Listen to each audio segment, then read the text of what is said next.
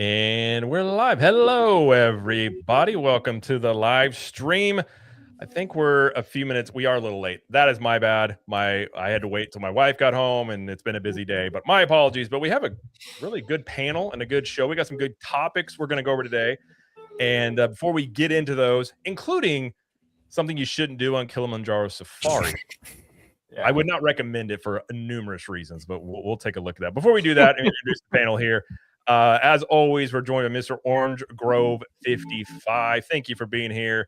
And where can everybody find you, Mr. Orange Grove 55? Yeah, no, it's an honor and a pleasure talking shop with you, gentlemen. You can find me right here on YouTube, talking theme park, studio, corporate side, all that good stuff right here on YouTube, Orange Grove 55. You can also find me on Instagram, Orange Grove 55. You can also find me on X, Orange Grove 55. If you want to go fight with OG, just go to Twitter. Start a fight. Yeah, exactly. Start a fight. Let's go. When he says good morning, you'll know what to do. You're like, oh, it's not a good morning for me. We're also joined by Mr. Theme Park Philosophy. Thank you for being here, sir. Where can everybody find you and your philosophical theme park ways?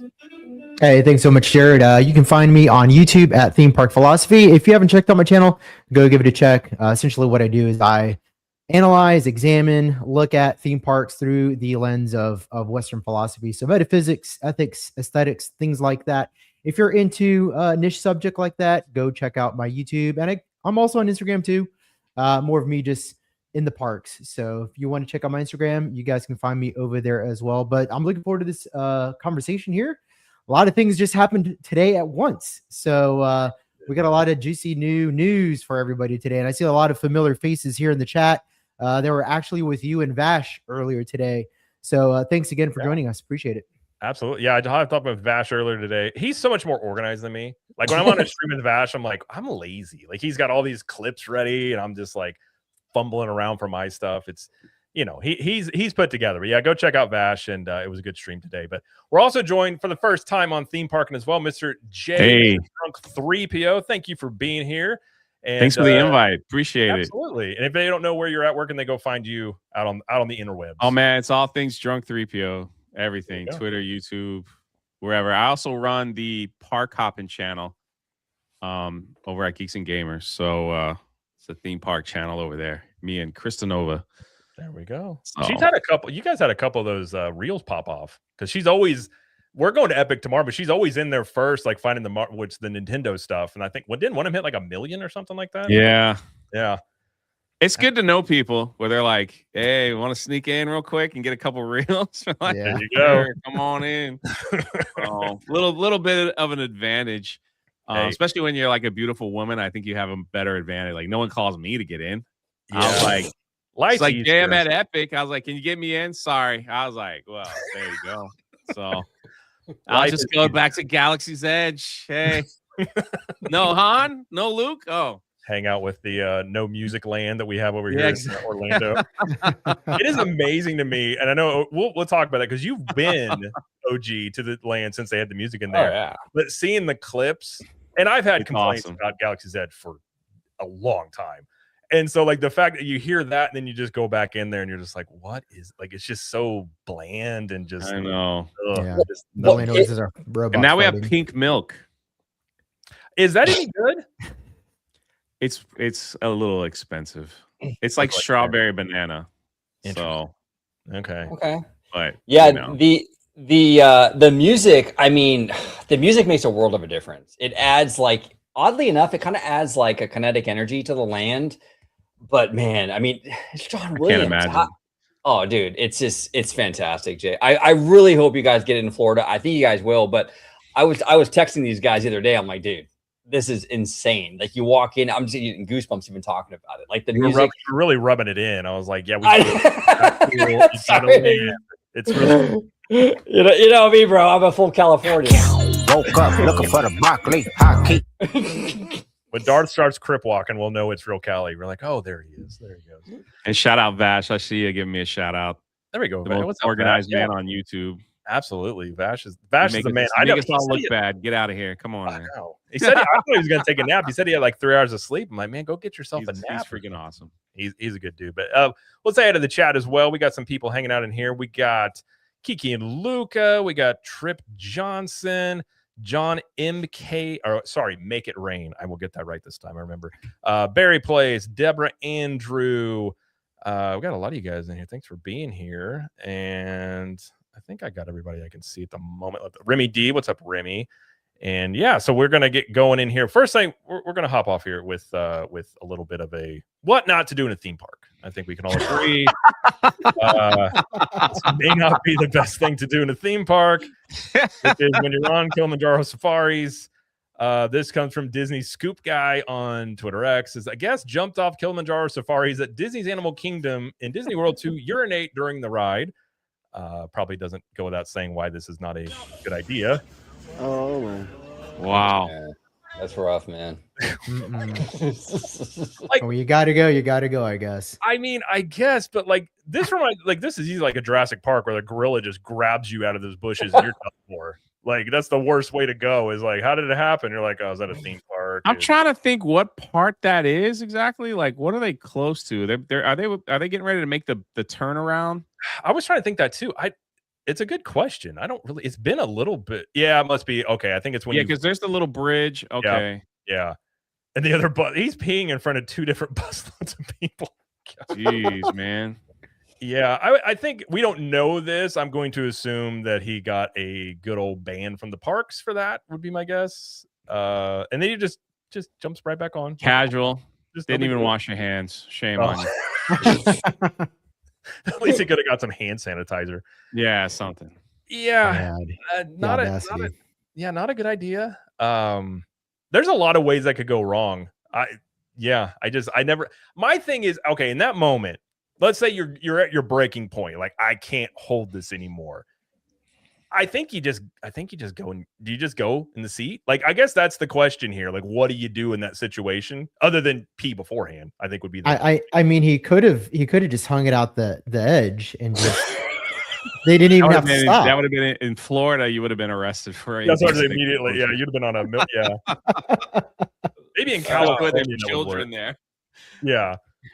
Yeah, that's I don't know how long he waited in line to get on that ride. Number one. Number two, I wish I had a little bit more to the story because there has been issues where if an animal comes out and lays down on the road, the ride stops and you're stuck in the car until then. They don't really come out with a prod and like keep them moving, right? So I've been on that ride where it wasn't a long wait, but there was, I don't know, was like ostrich or something, it was like wildebeest. They just kind of laid down. And the attendant was like, we just have to wait. We have to wait. Yeah. We have to wait. We have to wait. So then I think they came out and like threw some food down to get him to move. But so I wonder if he was sitting there for a good long while. But here's a fun fact for people that don't know. If you're waiting in a long line and you have to go, you can tell a cast member and they will let you leave the line and save your spot. And that goes for Universal too. And you can come back and get back in line. Don't risk being mauled by a lion or a rhino while you're going to the bathroom. Yeah, no, I've done that before with our kids. I know about the ministry. The team members were awesome about it because my daughter was in line and I was like, she's got to go. And they're like, no problem. They just let us come back in the back way. But yeah, you can always. I mean, they'll make accommodations if you're like at your breaking point. But well, let me ask you guys a question. I've only been to Walt Disney World one time, and I rode this twice, but I forget because it was like 2 or 3 years ago. Because at Universal Studios Hollywood, when you're on the tram tour, there's like a cord that runs like above you that you can pull if you need anything. Is there something like that for this that you can pull? No. Wow, it's a truck. It's a regular truck. I could see them now going to have to like buckle people in or have a lap bar. Or something. No, not on this ride. Oh. I know. Like after this, I could totally see him doing something after this because it's just typical like reactionary what they might do. But man, that's rough, man. I would love to know if the truck broke down or if it was stuck there for a good while. I mean, there's not an excuse, but it's just you wonder. Yeah, you wonder. Does the guy have a condition? Does all that play into? That's a fair point. There was somebody, I remember a story, I think it was an older gentleman that had prostate cancer and he was at TTC and I guess he had to really go and he went off into the bushes and he got kicked out. Yeah. And I don't know if his whole family did, but I mean, you know, I don't know. I guess there's always a different side to every story, but I guess it just goes on an attraction. Maybe don't hop out and expect there not to be any ramifications for it. But I guess you didn't pee your pants. So I guess that's a plus. Well, I don't know what you guys do in the California side, but we've had people that they you know, because it's Florida, it's open carry. So we had people like walk up to the security with guns and decide, oh yeah, they're not gonna let us in, and they just stick it in a bush. Really? Looking to pick it up after. Yeah, you should read those stories. And they get caught. They're just like, let me just set you know, those giant hedges in Epcot, you can walk in and just like, let me just hide it here real quick. No one's gonna find it. I'm not walking back to my car with my gun. I'll just leave it here for some kid to find. It's a community locker, really. Yeah, just, holy crap, people. You grab a gun, leave a gun sort of thing. You know? Yeah, that's Florida, you know. It's a wild east over here. But well, I actually had a situation. It was funny. I was actually going on like a little road trip with our good friend Mr. Webba. We went to Vegas, right? And dude, like there's like long stretches of like desert and nothing, like, you know, in between cities or towns or whatever when you go from Cali to Vegas. And we were in one of those long stretches, and I had to go, man. And I had like an empty Carl's Jr. cup, and I'm like, hey, bro, if you can get out, I'm gonna handle it in the car, you know. And I did, and that was all good. But man, I'm telling you, it is not easy though. It is not easy, like doing like you think. Okay, I'm just gonna do it in the cup. I don't know. It's not as easy as it looks or sounds. I'll say that much. A steady hand is the key. You got to have a real steady. Yeah, you don't want to be shaky. Nothing but the best tips on this show, I see. Exactly. This is life tips to get you through the tough situations in life. I would have just got out and did it in the bush, but I don't want CHP to get me. So I'm like, okay, that's Carl Jr. Cup it is, you know. That's, you know, what's funny is I ran into this problem. So I took my daughter to Target the other day, and all of a sudden, like, I just had to go, and there was not a family bathroom. And so I was in this predicament, and I was like, okay, babe, I was like, close your eyes. And I checked, and there was nobody in there. And I just made her like stand in the, I'm like, just give me 15 seconds. And it, like, I hated doing it, but I was like, I hadn't had that long time where I had to go. But I was like, why is, like, especially Target? I figured there would be like like a family restroom or something, but it didn't strike me until then when you have a daughter and you're like, oh yeah, this could be an issue if you need to go to the restroom. I should have thought ahead of time, but that was probably my fault. Probably shouldn't have had that Coke Zero before I left, but yeah, I think that Jared, you're in Florida, right? Yep. Right outside Jacksonville. So it's about a 2-hour drive to the park. Oh, so you're up there. Yeah. So yeah, I live like Windermere like area. So okay. Fireworks are like right behind I'm gonna hear them in like 3 minutes. Oh, nice. Oh, you're right. Yeah, behind Magic Kingdom. Yeah, we got that good 2-hour drive. We're doing that tomorrow, and every time I'm on the highway in Florida, there's at least one wreck. Every time. Oh, you take I-4 down? Yeah, well, you take 95 to I-4, and then so it's like the last time we went, there were 3 wrecks. Like, Florida's wild, especially if you drive around Orlando. I-4, like you get really aggressive Florida drivers, and then you get people from out of town that don't know where they're going, and then it's a bad mix. And then somebody's at least going 120 at some point that just blows by you, and you're like, okay, this is you know, it's crazy. As someone who's like that lives in LA County, like, you guys actually move on your freeways? Because it's just a parking lot over here. Yeah. It's probably not as bad as it is out in Cali. I-4, like, I fucking get parking lot. Yeah. Only time I've been on I-4 where it's not bad is like I've driven it at like midnight before, and it's actually not bad. But other than that, it's always as long as you drive at 2 a.m. OG, Right. all right. Don't get it twisted here. As long as there's no other cars on the highway, you're good to go. Most people are in bed. It's not too bad. But other than that, I just 2 a.m. you're good to go, man. Any other time? Any other time?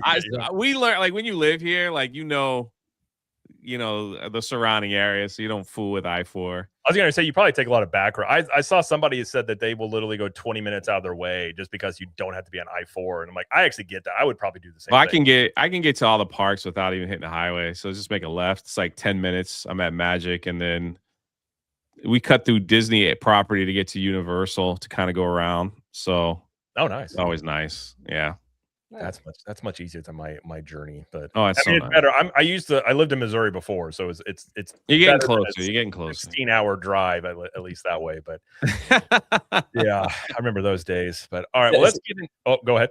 No, I was just say that's me for Universal. Like I don't even take the freeway. I can just take Ventura Boulevard all the way down to Universal. But Disney though is further. That's like a 45 to an hour drive for me. That's Oh, where I will be at Universal Hollywood next Friday.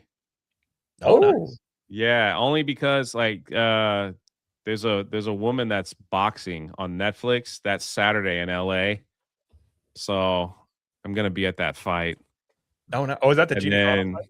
yeah, Nice. the Gina Carano Ronda Rousey fight Yeah, okay. I'm looking forward to that one. That'll be is in good. LA. So yeah, so I'll be there. So I was like, let me just mosey around Universal Hollywood. I've only been there once. Might be able to ride the new coaster if they're still testing it out. Is that open? Is it open, not OG? yet. Not I I yet. think it Yeah. opens when last week of May, early June. I think so. Yeah. Yeah, It looks awesome. It looks Yeah. great. It does look cool. It looks very cool. I'm gonna try to ride it June 8th or 9th, OG. So yeah, I'll hit you up when I'm in town. Hit me up, dude. I'll be there. Yeah. Yeah. I'll get I'll have to have a couple beers before I hit that.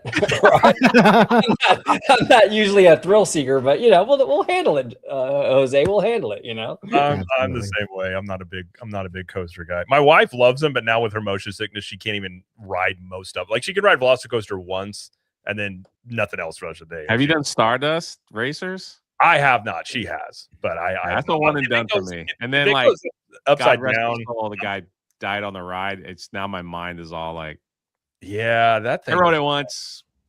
Yeah, Enjoy. yeah. Okay, so Jay, let me ask you a question. Okay, because I've never been to Universal Orlando. I've been to all the Walt Disney World stuff, right? But like Velocicoaster, I heard is crazy. I'm hearing Stardust though is like kind of like right there with Velocity. I mean, is Stardust pretty nuts? Like Stardust Racer, in my humble opinion, is like 100 times more intense than Velocicoaster. Yeah. And I love the Velocicoaster.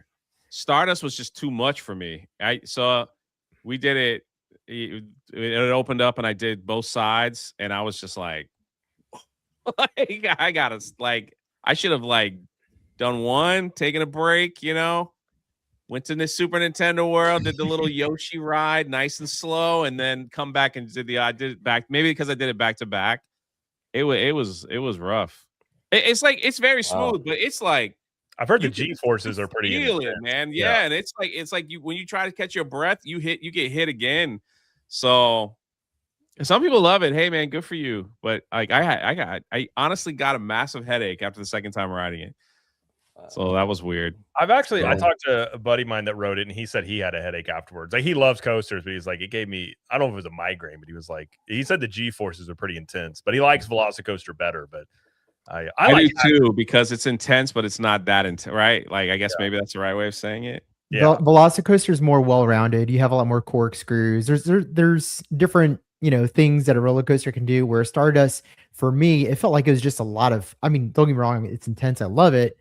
But there's a lot of like hills. You do a lot of this, and then you do a big corkscrew. And I mean, it's a good time if you're into thrill coasters. I personally love it. I think it's also more, that's a conversation my wife and I had right afterwards. Is this more intense than Velocicoaster? Because they felt like it. I'll tell you what, though, I do wish like Epic's got a lot of work to do, in my opinion. Like I love it. Don't get me wrong, but if you get a fast pass, you're done in 2 hours, and there's really nothing else to do. So it seems like for Epic, it's like a lot of like A-list attractions, but not a lot of filler stuff. Correct.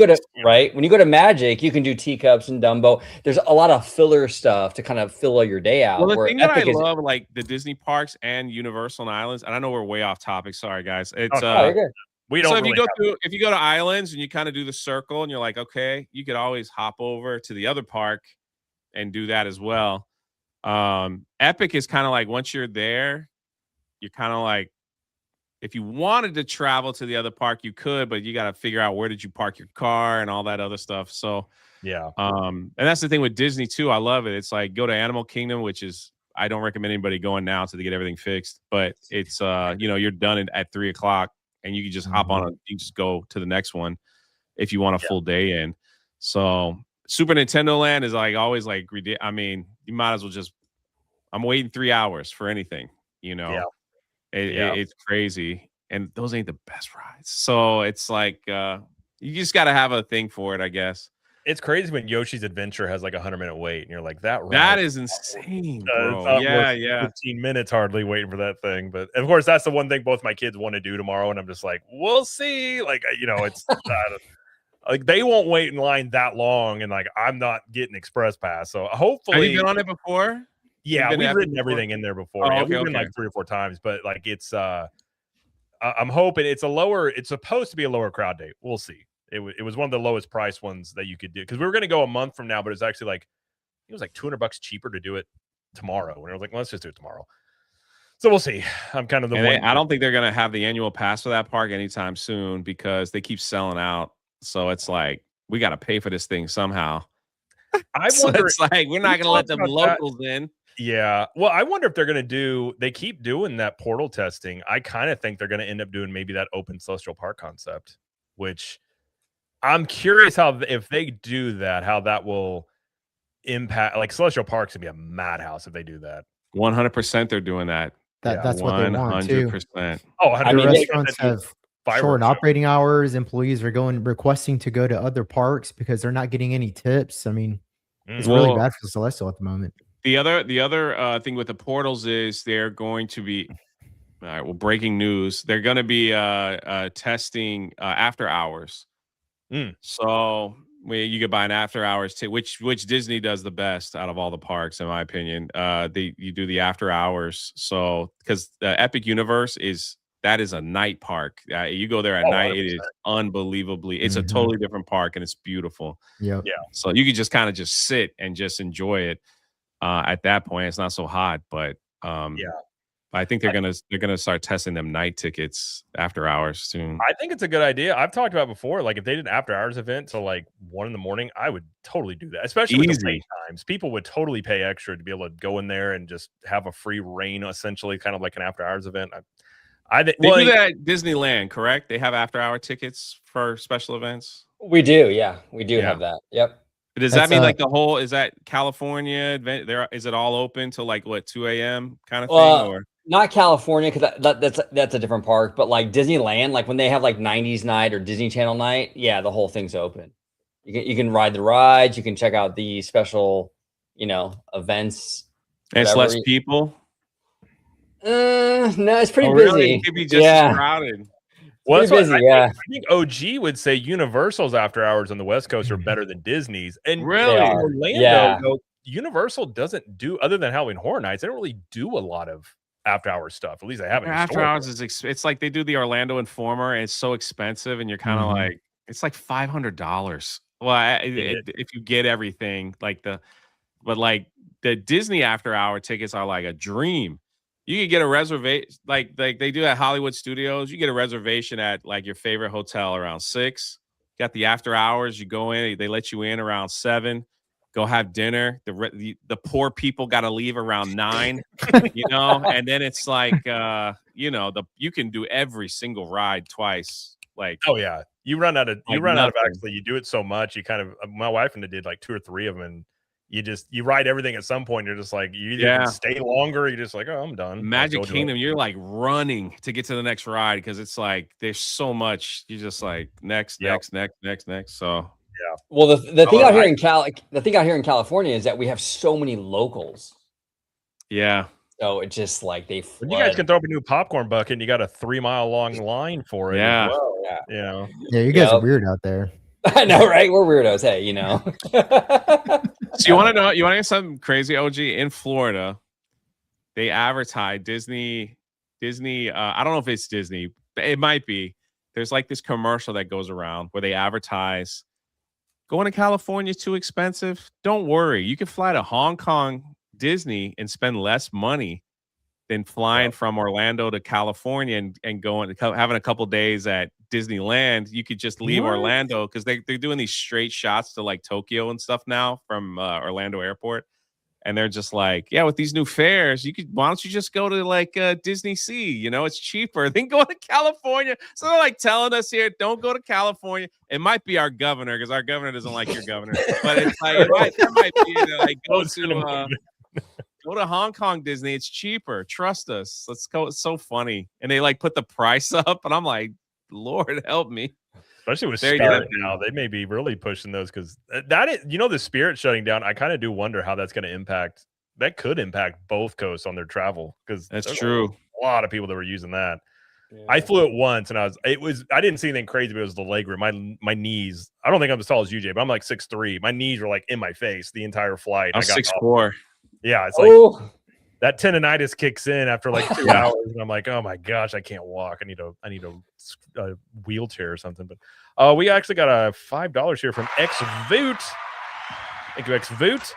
Says, good evening, gentlemen. Do you think Disney is underestimating Universal's growth potential, specifically in Orlando? I don't think anymore. And we'll talk about this, because in the earnings call, did you guys watch the earnings call, by the way?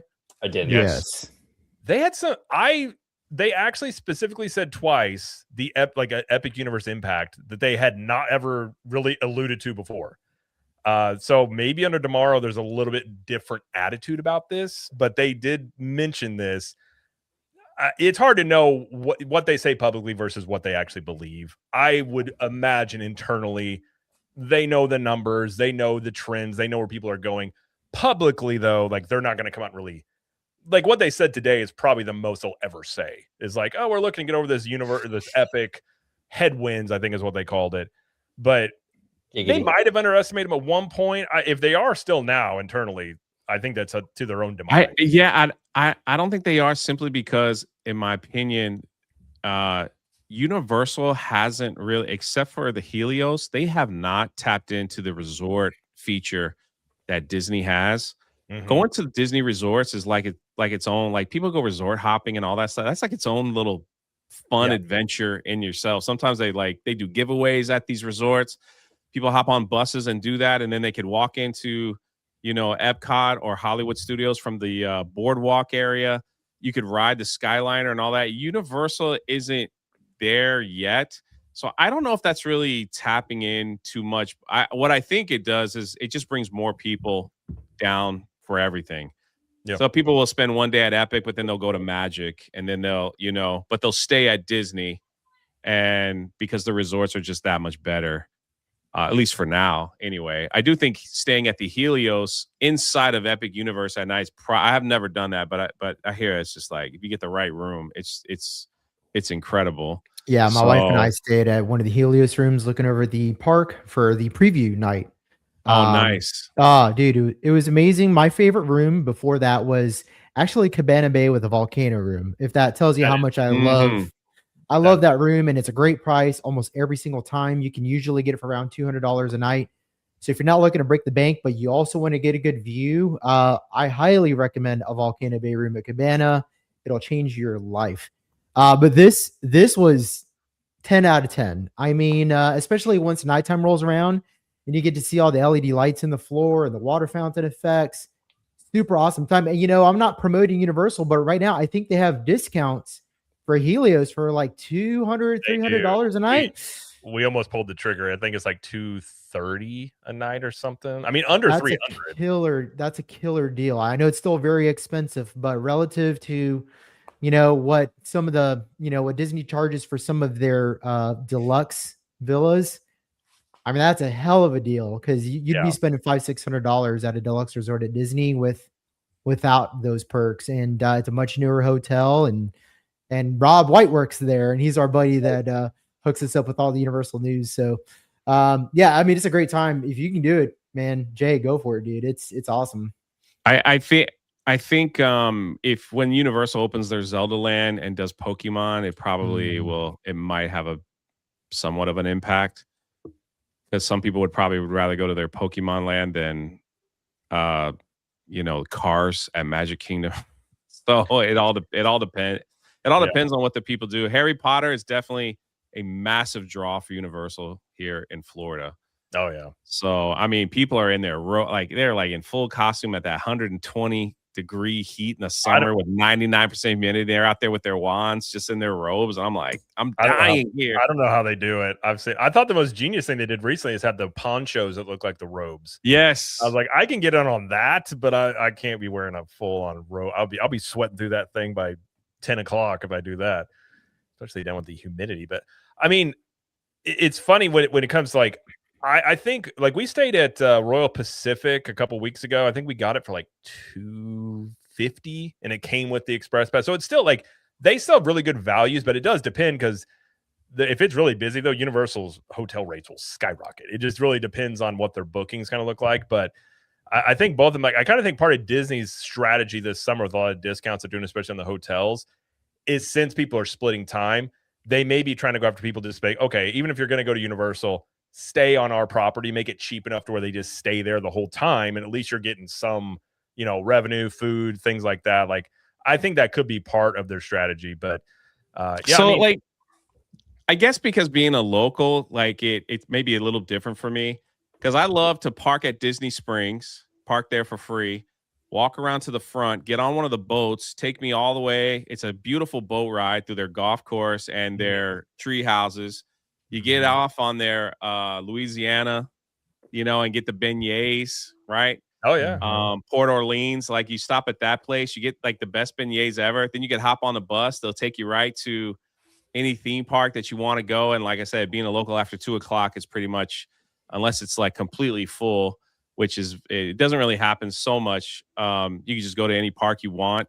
And then it's just, if I go to Magic, then I can walk to the Grand Floridian, have a drink at the new bar there, and enjoy some of the stuff that they offer in there as well. Get back on whatever way I want, take the monorail, take a boat, take the bus, but eventually it'll make my way back to Disney Springs. It's like its own little adventure. Yeah. So, and even the Skyliner, because I love when people come to town and they're like, I can't afford a ticket. I was like, I'll give you the Disney experience. You don't have to buy a ticket. So it's like, park here, take the bus, get on the Skyliner, ride the Skyliner through all the parks, take the boat, get into this resort, go to this place to eat, go to this bar. You can buy all your Disney merch here at a discount. You can get all your Mickey waffles over here. You can do so much without even going into the park. Yeah. Oh, that's true. Yeah, I mean, we've done it before. We just go, especially like at Easter. You get you look at the Easter decorations and some of the and even Christmas. But yeah, I mean, that is something that Universal. They're going to build more hotels, but if they're going to do that tunnel between Epic and City Walk, which that would be something kind of unique for sure. Wow. But that's definitely an aspect that they don't quite have. It's gotten better. Like if you stay around the resorts around City Walk, you could hop to. I think you can actually still go to the other. You can. I see someone in the chat says I disagree. You can resort hop Universal. Oh, 100%. I guess for me, I was thinking more of the activities that can be done inside of the Disney resorts that they allow anyone, to be a part of. So I totally agree. You could walk, take the boat, do all kinds of stuff. So when we went to when I went down there a couple years ago. We took I think a couple days to do like all the resorts and stuff. And I'm like, that's what really separates like Walt Disney World from Disneyland Resort. Cause we got a lot of rides out here. Like Disneyland is a stacked park, dude. Like I think it has the biggest ride count out of every Disney park. Like it's 40 or something like that. Yeah, stacked, dude. It's really stacked. So the rides, okay, cool. But like the resorts though is what really like sold me on Walt Disney World, like the Poly dude and that really dope pool that they have. And like just the whole vibe, man. I mean, it's so cool out there. Like definitely do like a day or two, just doing like what Jay was saying, like just the resorts. Yeah. You can go to the Poly. That's where you can get Dole Whip instead of going into Magic Kingdom. So you can get the Dole Whip, the Dole Whip shake. They also have Trader Sam's, right? Trader Sam's bar. That's right there. If you can get in. Yeah. Or is it Trader Joe's? Oh my gosh. My Trader Sam's. Yeah. Trader Sam's. They always got some stuff in there that you can get. And if you can't make it inside the bar, you can go right outside to their like outside area and you could buy their special cups. So you could walk to the Florida Grand if you want. Eat at the Grand Floridian Cafe, which is really, to me, that's the best place to eat in any resort. It's not expensive at all if you want your Mickey waffles or whatever. Take a boat ride over, then you can go to the Contemporary and check out everything over there as well, or get a boat and go to Fort Wilderness. and see what's happening over there, and then you can have dinner with Snow White and all the characters. There's just a lot. It's a full day. Just you could spend a whole you want. I always like going to the bar. I forget what it's called. The bar connected to Ohana, and you can get the bread pudding. You can get some of the stuff from Ohana. You can get any drink you want in a pineapple. Yep. I love it. I love it. I love it. Not bad at all. Absolutely. Hey, I just want to give a real quick shout out to Kiki and Luca for gifting one OG55 membership. Thank you so much, Kiki and Luca. We love you, brother. Absolutely. All right, let's get into this earnings call here. Disney had their Q2 earnings call. It was a pretty good one, I will say. Is that Disney pops 7% after streaming parks drive revenue, and Josh tomorrow's first earnings call. Now, one thing I will say off the bat, they finally figured out, apparently they weren't boomering it anymore, is that they no longer were speaking or yelling into a speakerphone. They actually had microphones. So the first thing I noticed, I'm like, wow, this sounds a little bit more peaceful. Honestly, and they kind of changed it too, where they broke out the park admissions and separated that out from a little bit of some of the other stuff. So you kind of get more of a detail what's in the earnings report, which I like personally. But the big takeaway was the parks were down 1% in attendance, but their revenue, I believe, grew about 7% is what they said. Streaming was up. Really, I think only thing was down was ESPN. I think was the only thing that we really reported down on. And the stock, last I saw, was like 7% up off the earnings call. But the thing that I found more interesting was kind of the question and answer part. And I'll just say the tone felt different than Iger's. And we've talked about this before, OG and Theme Park Philosophy, about how, like, to me, Iger has never been good talking. Like, I just don't think he's been very, like, answering questions. Sometimes he'd go off and say something, and you can almost tell, like, that he shouldn't have said that. And usually, like, you get a gimmick about, oh, this thing we're doing to try and bump up the stock price. This one was just simply like, here's the numbers. Him and Hugh Johnston, they took a bunch of questions, and even admitting, like, saying multiple times about the headwinds from Epic Universe, looking to get past that. So, like, do you guys think under tomorrow we're already starting to see a little bit of a change in the way this company is being run? Because I think there's some breadcrumbs that, you can kind of point that picture to, maybe a little bit more transparency around some of these things. I think so. I do believe so. And also, I was very surprised because, like, tomorrow's like a parks guy. But, like, the focus from him for a long time now, for a few months, has been really on the technology, AI, gaming, like, all that stuff. Like, I feel like that was like the bulk of, like, the vision for the future is really all that, like, with the super app and all that stuff. So it's kind of surprising how, like, see, here's the thing. The parks are a very stable business for the most part. This studio stuff is a little bit more turbulent, So I feel like tomorrow maybe sees that, and he's sort of focusing on the studio streaming gaming side to sort of, like, bolster that. But I mean, the parks, I feel like really weren't, like, the star of the show. I feel like he's really focusing on this other stuff. Am I off base for that, or do you guys get the same impression? I think you're right. They got a question about the parks, and he deferred it to Hugh Johnston, which I found kind of interesting. I think he's definitely trying to go out his way to not just be the parks guy. Yeah. Trying to showcase, like, he's the leader of the entire company, and not, I would imagine behind the scenes, he probably has, he's going to do some stuff in the parks, but that's what I found kind of interesting is he's definitely, like, you're right, the technology side. And even there was a couple of tidbits where they talked about, and I'll bring it up here, about the way in which they're going to use some of the technology. So they talked about how AI is going to make it easier to plan a Walt Disney World vacation, saying that they're actively using AI to reduce the complexity of planning a Disney vacation and make the experience more personal. Says from the moment you start booking.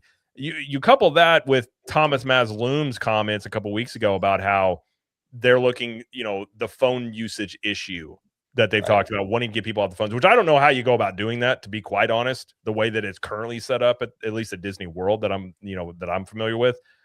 But I think they will use AI. I've actually guessed that they might even do, like, a Disney travel agency that's powered by AI that just does all that stuff for you, that they don't have to pay out any, commissions to these travel agencies. But then you talk about the one app thing, which I have questions about that. But how do you guys think? I mean, how much AI is he going to bring into this? You think, like, into the parks experience? Like, I imagine it's going to be in the app rather significantly, probably within like 2 or 3 years, if I were to guess. I think like efficiency. I can tell like the Tomorrow era is all about efficiency. I can smell it a mile away. I mean, they are going to utilize AI what they can get away with, right? Like it's still Disney, so like I think there is a little bit of a distaste or like a fan like pushback with like too much AI with Disney because it's Disney. But I think tomorrow's going to push that AI as far as he can go with it. Agreed. Yeah. You know, I really do. Well, I hate to say it, I'm afraid I believe we're going to see some more layoffs. I think so too, because of AI. Yeah, you see it in every other company. It's like I think with AI comes. They even talked about today about the efficiency of using AI about essentially work schedules, and they said it would be better for the guest experience, better for the work stuff. I do think, and I think there was an article, I couldn't find it, but I think somebody had even talked about there's probably going to be more layoffs, and it's probably inevitable at this point that's probably what you're going to be looking at. I mean, that's one of the quickest ways if you're trying to show more revenue, cut cost, and labor is one of the main ones that they have, and that's a lever they'll probably pull. So can I ask you guys a question? Because in the statement, they said that the attendance was down, but revenue was up, especially for the parks. There was an article that came out not too long ago that was in Reader's Digest where somebody was saying that Disney, and mostly Disneyland, and I don't know, I've never been, they have a problem where it's just too crowded, and richer people is they don't have a good experience there because it's too crowded. And so the thought process in the article, I don't know if it's true, I'm just telling you, but it just, like, reading this, it kind of sounds that they might be heading that direction. Do you think that they will constantly raise ticket prices even more so that people that can afford it will have a better experience, knowing that they'll spend more money? Yes. And then they'll make more money that way than keeping it low, instead of like people that would more than likely spend more money but not want to come back because it's like it's just too crowded. Like, I can't even bring my family here. We're waiting 3 hours for one ride and we wasted all this money. I'm not coming back next year. So you think like they're just going to constantly tick at that price for everything to where it's like we're finally pricing certain people out, and now like people can enjoy that have the means will spend a lot more money at the park, and that's their thought process. You think that has anything? Absolutely. Absolutely, because it's going to have a positive direct impact. In the eyes of the company, it's going to have a positive direct impact on the operating income of the company. They can make as much money, if not more, with less people, which means less operations, less labor required to maintain and operate the parks in a day-to-day business. Oh, for sure. I think that's going to be the trajectory until it stops. And once it stops, like Hugh Johnson says, they have some levers they can pull. They'll pull those massive discount levers for the summers and the holidays. They'll bring in the people that can't afford it. I mean, like here in Florida, Floridians have really great Walt Disney World perks, and we're basically like the we're the bench warmers. You know, whenever your A team needs a break, you bring in the Floridians and they'll do some of the heavy lifting for you, while the A team gets a breather, so that way they can come back strong on the second half, right? So yeah, I think as long as this works, they're going to continue to do it because of the overall impact it's going to have on operations, which is good for them. I mean, that operating income is going to be it's going to be strong, and they're going to continue to find ways to replace employees with either automation or just reducing their hours. So, well, yeah, no, Jose, you're 100% right, because okay, so a company, what they really care about the most is the money end of it, right? Like the bodies without the money is empty calories. It doesn't matter how many bodies you have in the park. If you're not spending money, it means nothing. It's like having a mall full of teenagers hanging out. It doesn't do anything for you. You know what I'm saying? Yeah. So if they have less people with more money being made, that's a good thing, because from a business perspective, right? Where it's like, okay, now we have better guest, like customer service, like guest surveys will be better because obviously it's not as crowded. So when they do those surveys, yeah, we had a great experience. We only waited 25 minutes for Peter Pan. And at the other end of it, you know, they get more money. So it's like they're getting more money and people are like giving better feedback. I mean, there really isn't a downside to that. Like like really the attendance number is really like almost like a little bit of a like a fan. It's like a vanity number in many ways. It's a vanity number. Exactly. Well said, Jared. Exactly. It's a vanity number. It doesn't mean anything if those people, you can have 1 million people in your park. If none of them are spending money, it does you no good. So I know, you know, 2019, how busy the park. I mean, the parks were slammed constantly. it was a nightmare. And that was the biggest complaint you heard was it's forever for everything. So I mean, it's hard to fault I understand it from the guest standpoint. People have been priced out. I get that completely. But when you're looking at it, like if I'm selling water bottles at $20 and I charge it 30 and 40 and people keep buying them, it's really difficult to blame the business. Yeah. Now, I don't think you can in perpetuity just continue raising prices forever. I do think there's a ceiling to it. I don't know where that is. But like Jose said, I think when they do start seeing that price ceiling come in, they'll probably reinforce like the perks that you get. Maybe Magical Express comes back, some of these things that people have been asking for. But I think you're right. I don't think they care about the attendance. I think that's just if the revenue keeps going up, even if attendance is down, I think they're pretty happy with that. And for the foreseeable future, it's like it's hard to argue against the business end of it. But I do feel for the people that, you know, and I think I think you talked about this, Jose, before about like they kind of want you to come more infrequently because it's less stress on the parks and the staff and everything like that. Yeah. Well, I think, you know, if you try the inverse, all you have to do is go to a SeaWorld or a Busch Gardens. And let me tell you, it's everything that could go wrong with lower prices actually happens. Yeah. You know, you get a poor experience. I would say my last SeaWorld trip was actually pretty terrible. Guests were actually guiding traffic out of the parking lot because there was nobody there to do it, and it was gridlocked. Yeah. That parking lot is janky too. Yeah, it's real bad. And then the other thing too is they're going to make up for the they're going to make up for the low ticket prices in food costs. And so now instead of paying $12 or $13 for a burger, fries, and a drink, you're going to pay $19, and you only have to go to Busch Gardens and SeaWorld to see that that's already being enacted. And everybody complains about the food prices. And so it's like, well, you know, you can get a lower price, but you're going to pay more for parking. You're going to pay more for food. So which one do you want? Because at the end of the day, you're probably going to be paying about the same, really. You know, they make it up on the back end. You're just paying it up front in a park ticket when you go to Disney. Universal's like, I'm not like, this isn't a Disney issue either. Universal's doing the same thing with their Halloween Horror Nights here in Orlando. They just keep like, they keep stretching it out. Like, okay, we're starting August 1st for Halloween now. Like, are you guys ready? And it's like, it's just too crowded. And so I would always get like the frequent fear pass, which is like the fast pass, or it's the fast pass and the unlimited, you know, go whenever you want during the whole event. So I would, but now, man, they're like, first of all, the last year's price was like, you know, it's like over $1,000, and they sold out in a day. Yeah. So, and I'm like, they sold out. That thing is that expensive. So I'm like, what are you gonna do? They just keep, like you said, if they charge $1,500 and it sells out, it's like, well, people keep buying it without. What are you gonna do? You know. I said the same thing about either that or they're going to start Halloween Horror Nights in July. Wouldn't surprise me. I actually think at some point Halloween does start that early. I've said that about the Halloween party and the Christmas party for Disney. Yeah, they're good parties. It sells out. But they sell, and nothing has changed. I remember not even that long ago, we went as a family of four, and I think tickets were like in the $70, $80 range. And now the high end's like in the 200s. But if they're selling out, it's like, I personally, like, we are going this year because my brother's family's coming in town, so we're going to go with all them. But on a year-to-year basis, it's like, outside of just covering it for YouTube and the podcast, it's like, it's the same experience, which is a pro and a con to it.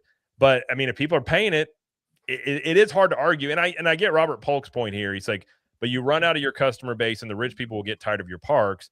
They can go for a much longer trip overseas for less money. And that is the battle you have here. And I think this is what I've been beating the drum about, is like, if you're going to raise these prices, you need to also beef up the perks. and there's still perks that are not there since COVID.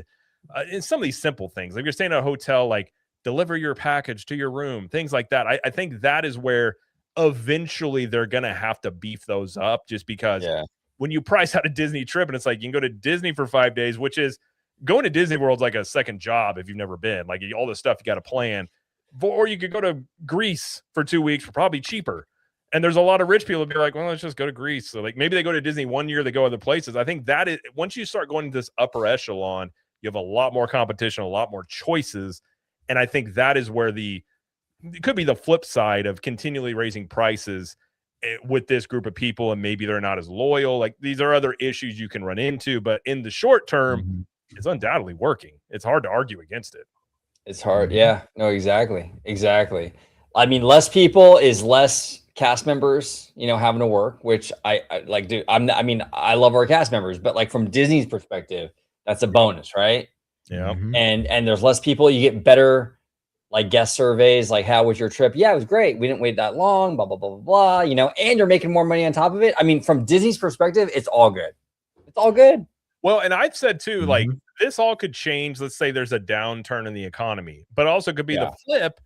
If there's a boom in the economy, none of this will matter because if people have disposable income, they're going to go do stuff. And I think both, if that does happen, I think both Disney and Universal would probably have record-breaking quarters if that were to happen. And these prices don't matter as much. But in the, I think a lot of it, especially recency, it's like ever since 2019, the prices have gone up very dramatically. I'm just curious where they have to have a number in mind of where they want the price to be on a day ticket. I'm really curious, like where because obviously, like if you'd have had overnight in 2019 to now that it's $207 to go to Magic Kingdom, people have been like, what?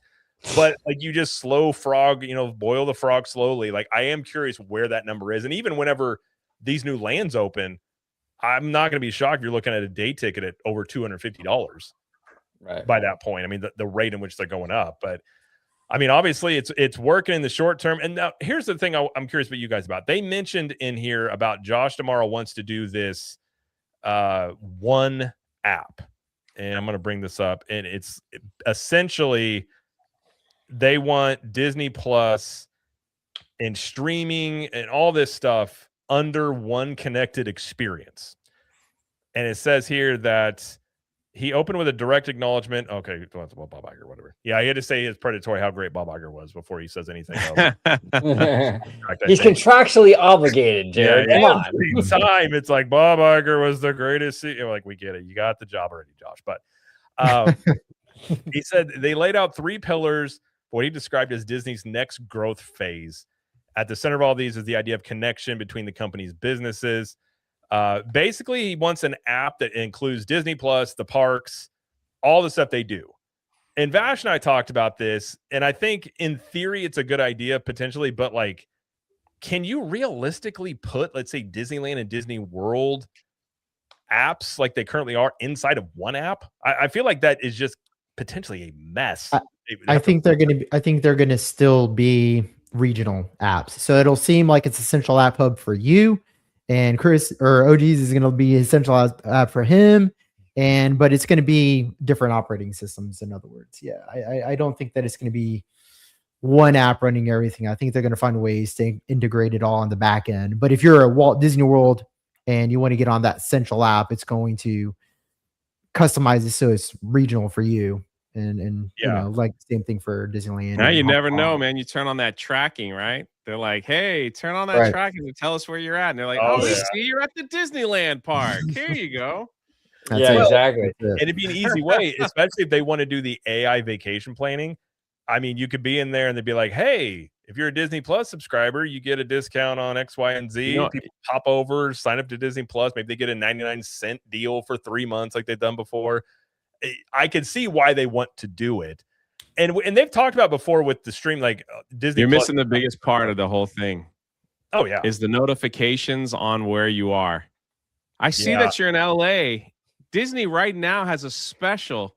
If you go in the next 2 days for a amount of money, so you get a notification, and it's just like, like that. Yep. That's one of the biggest thing that these apps are trying to do is just like it's kind of like when you're talking to your friend, like if me and OG were talking about Transformers comic books. Then all of a sudden you like scroll your Instagram and all of a sudden like ads for Transformers comic books start showing up. It's like they listen to you. It's like this is what they're gonna start doing. It's like, hey, we noticed that you're in the area. If you stop by, you'll give you a 5% discount just for you, and it'll make people want to jump in because I mean now with the whole face recognition and all that stuff that they're adding in all the parks, I have not shown my ticket at Universal in like 4 months. I know. So you just walk up and you take your hat off, and they're like, "Good to go, Jay. Enjoy your time." So, and it works eerily well at Universal. Like I know it's with crazy. a hat and sunglasses. No issues. I'm like, okay, I guess. Like, yeah. Well, and what's funny is they're doing that in Disneyland, but they haven't done it at Disney World yet. But I'm sure they're going to do it. But a couple of things with that, like people were concerned about privacy issues, and I completely understand. Absolutely. And I completely understand and respect that.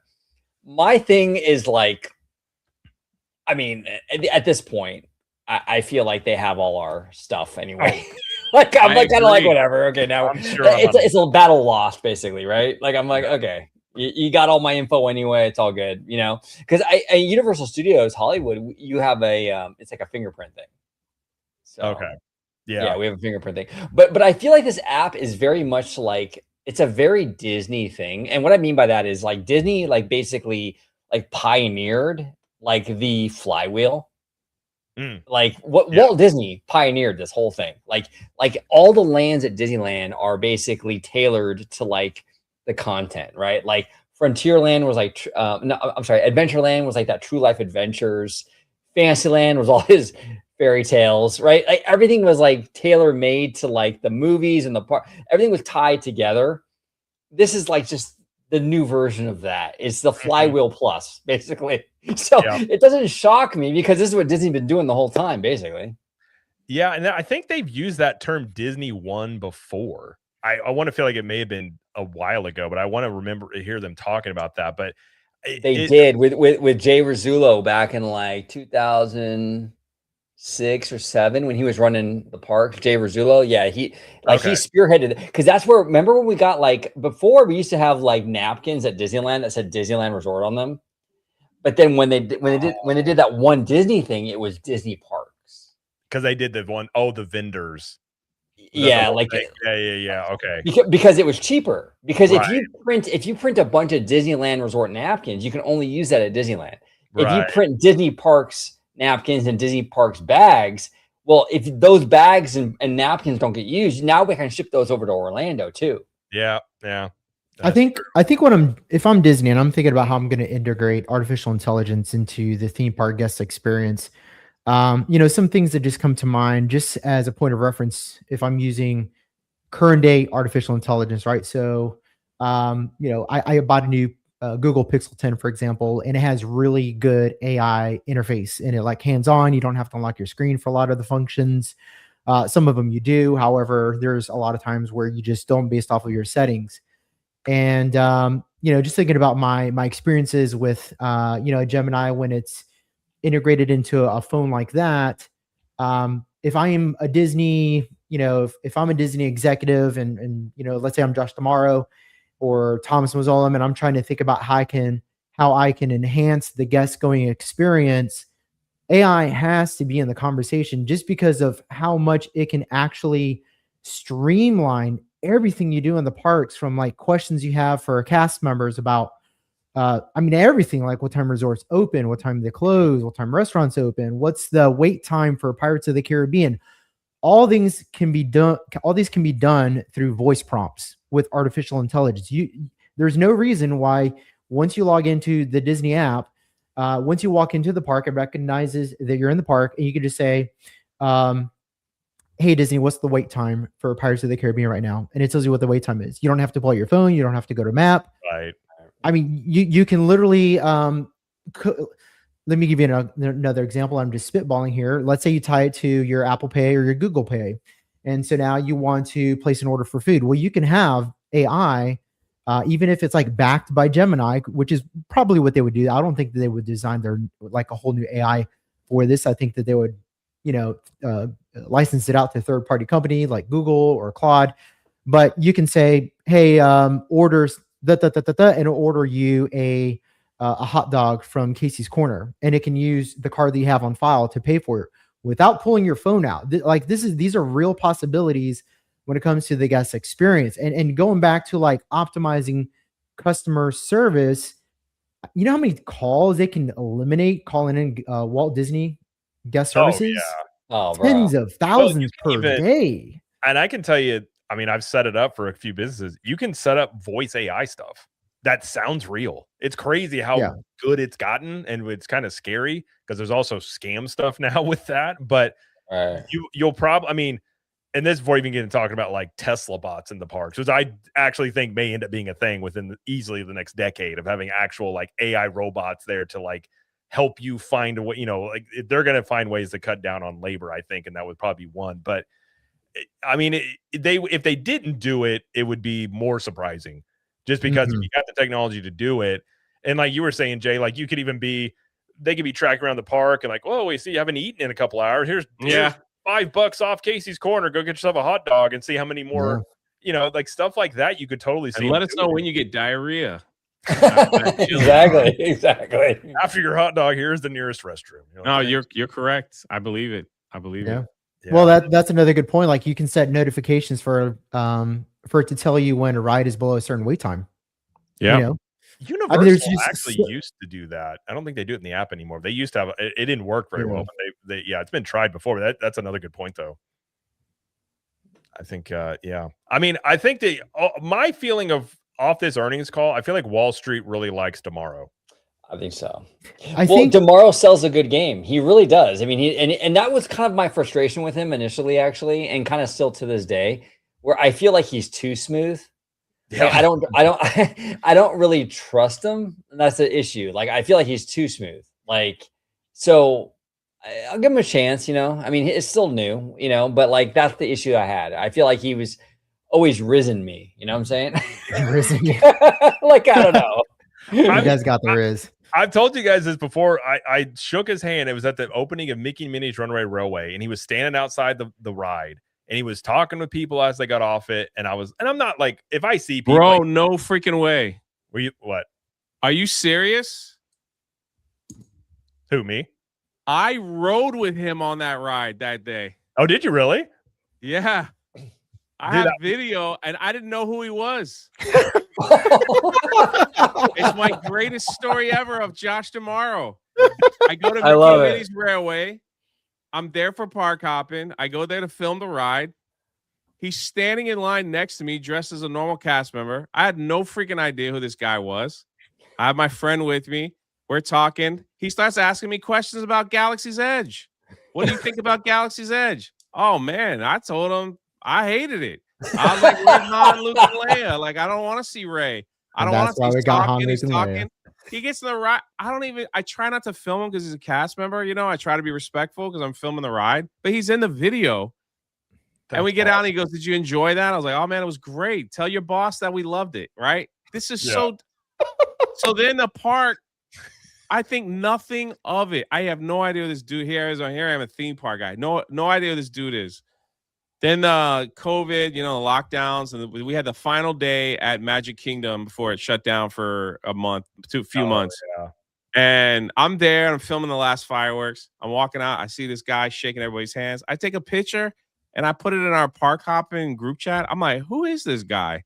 And they're like, Jay, are you dumb or something? Like, how do you not know Josh tomorrow? I was like, I had no idea. I was like, I sat next to that guy on Mickey and Minnie's Runaway where I could have asked him.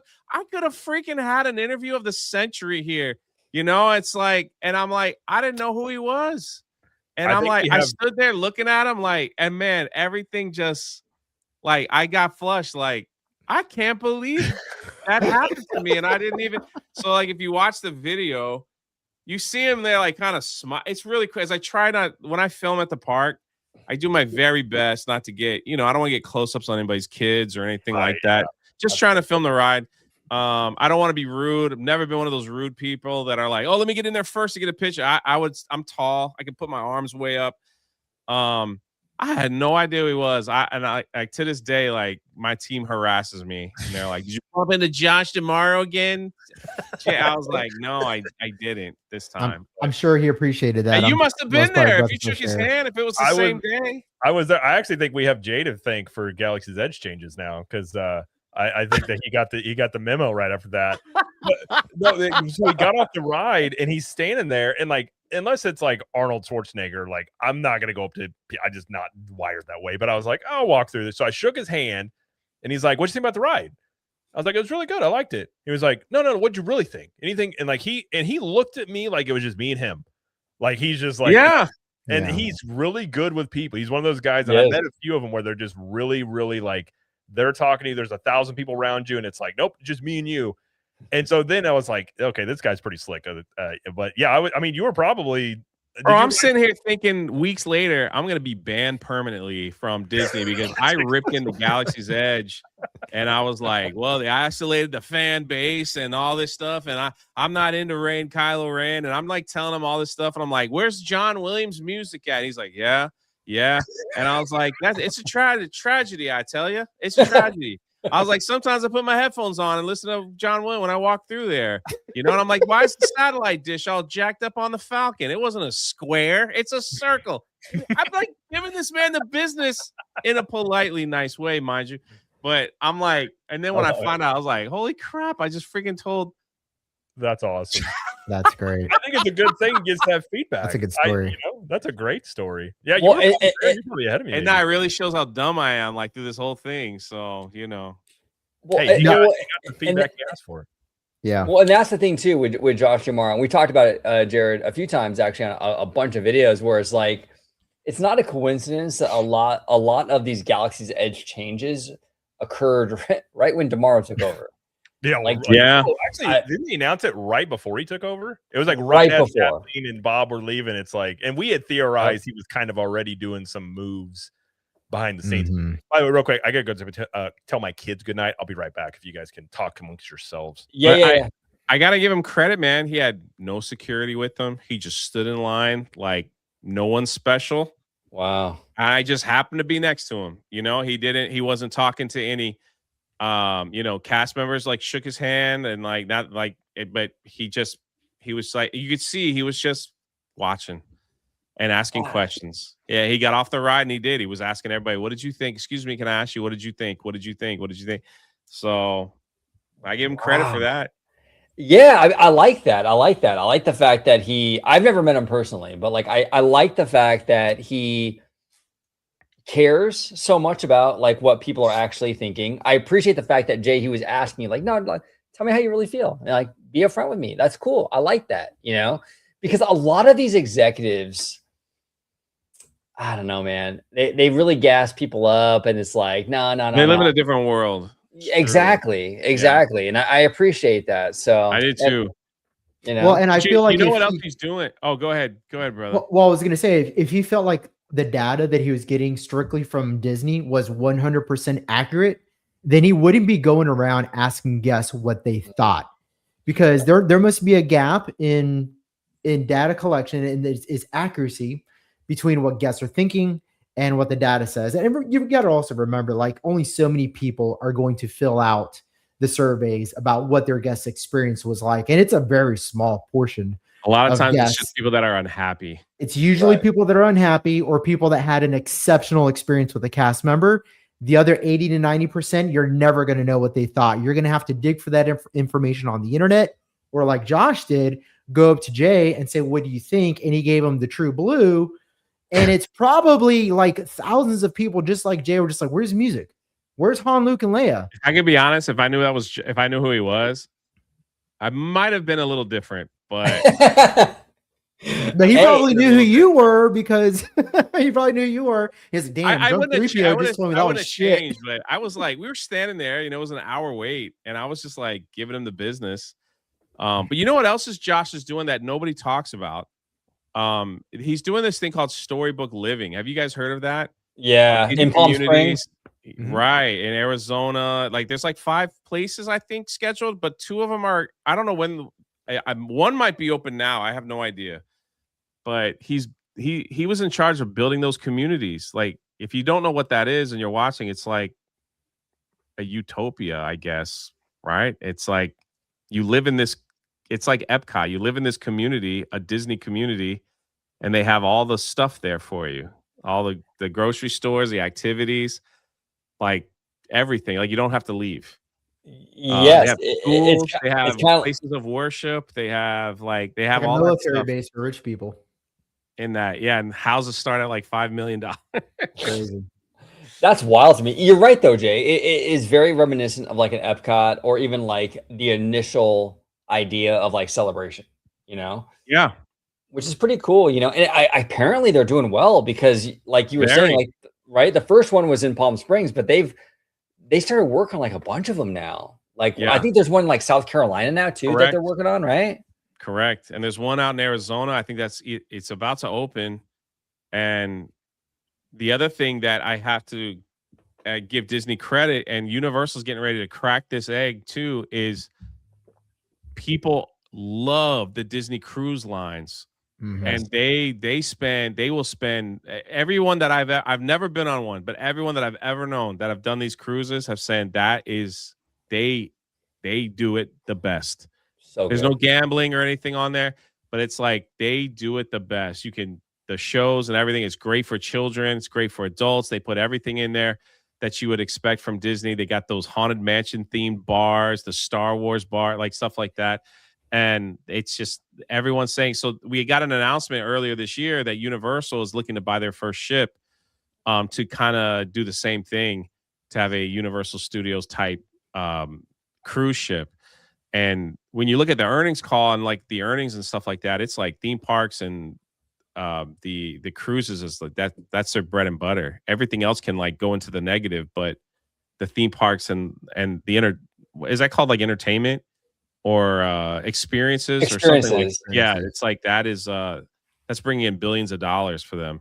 You know what, Jay? It's Oh. crazy. I've only been on on the Disney cruise twice. I went on the Wonder and then I went on the Wish, right?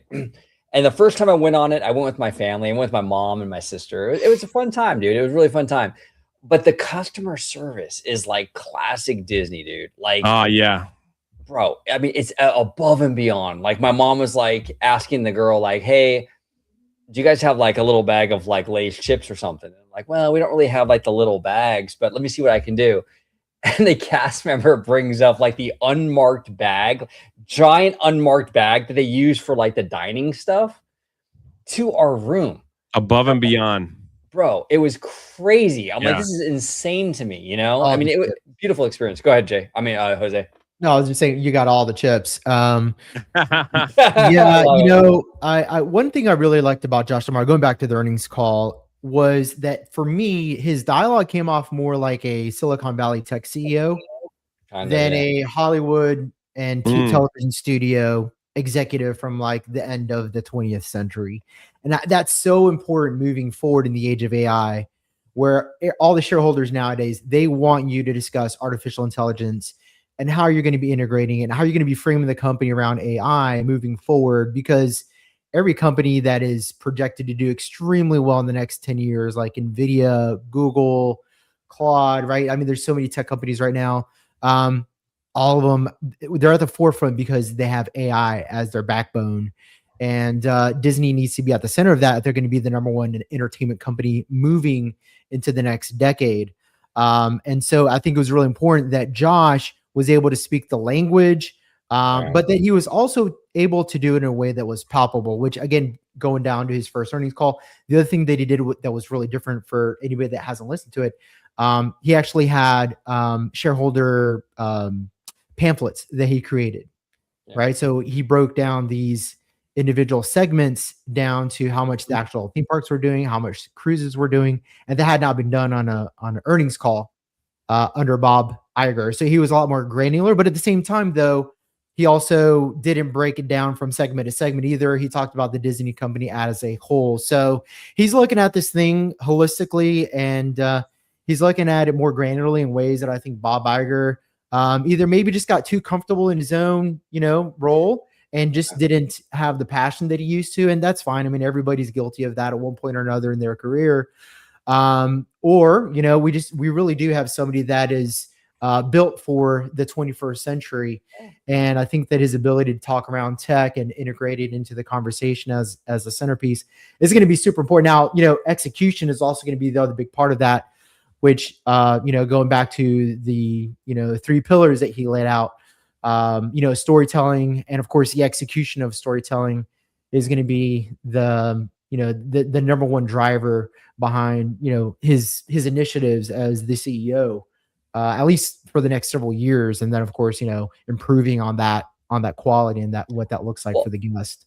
Well, in terms of CEOs, I mean, he is on the younger side. I mean, dude's only like in his like early to mid 50s, I believe. Mm-hmm. So, he's gonna bring a different kind of energy to the table than like a 76-year-old Bob Iger. You know what I'm saying? So, very, very curious. Remy D here with a $5 super chat. Thank you so much, Remy.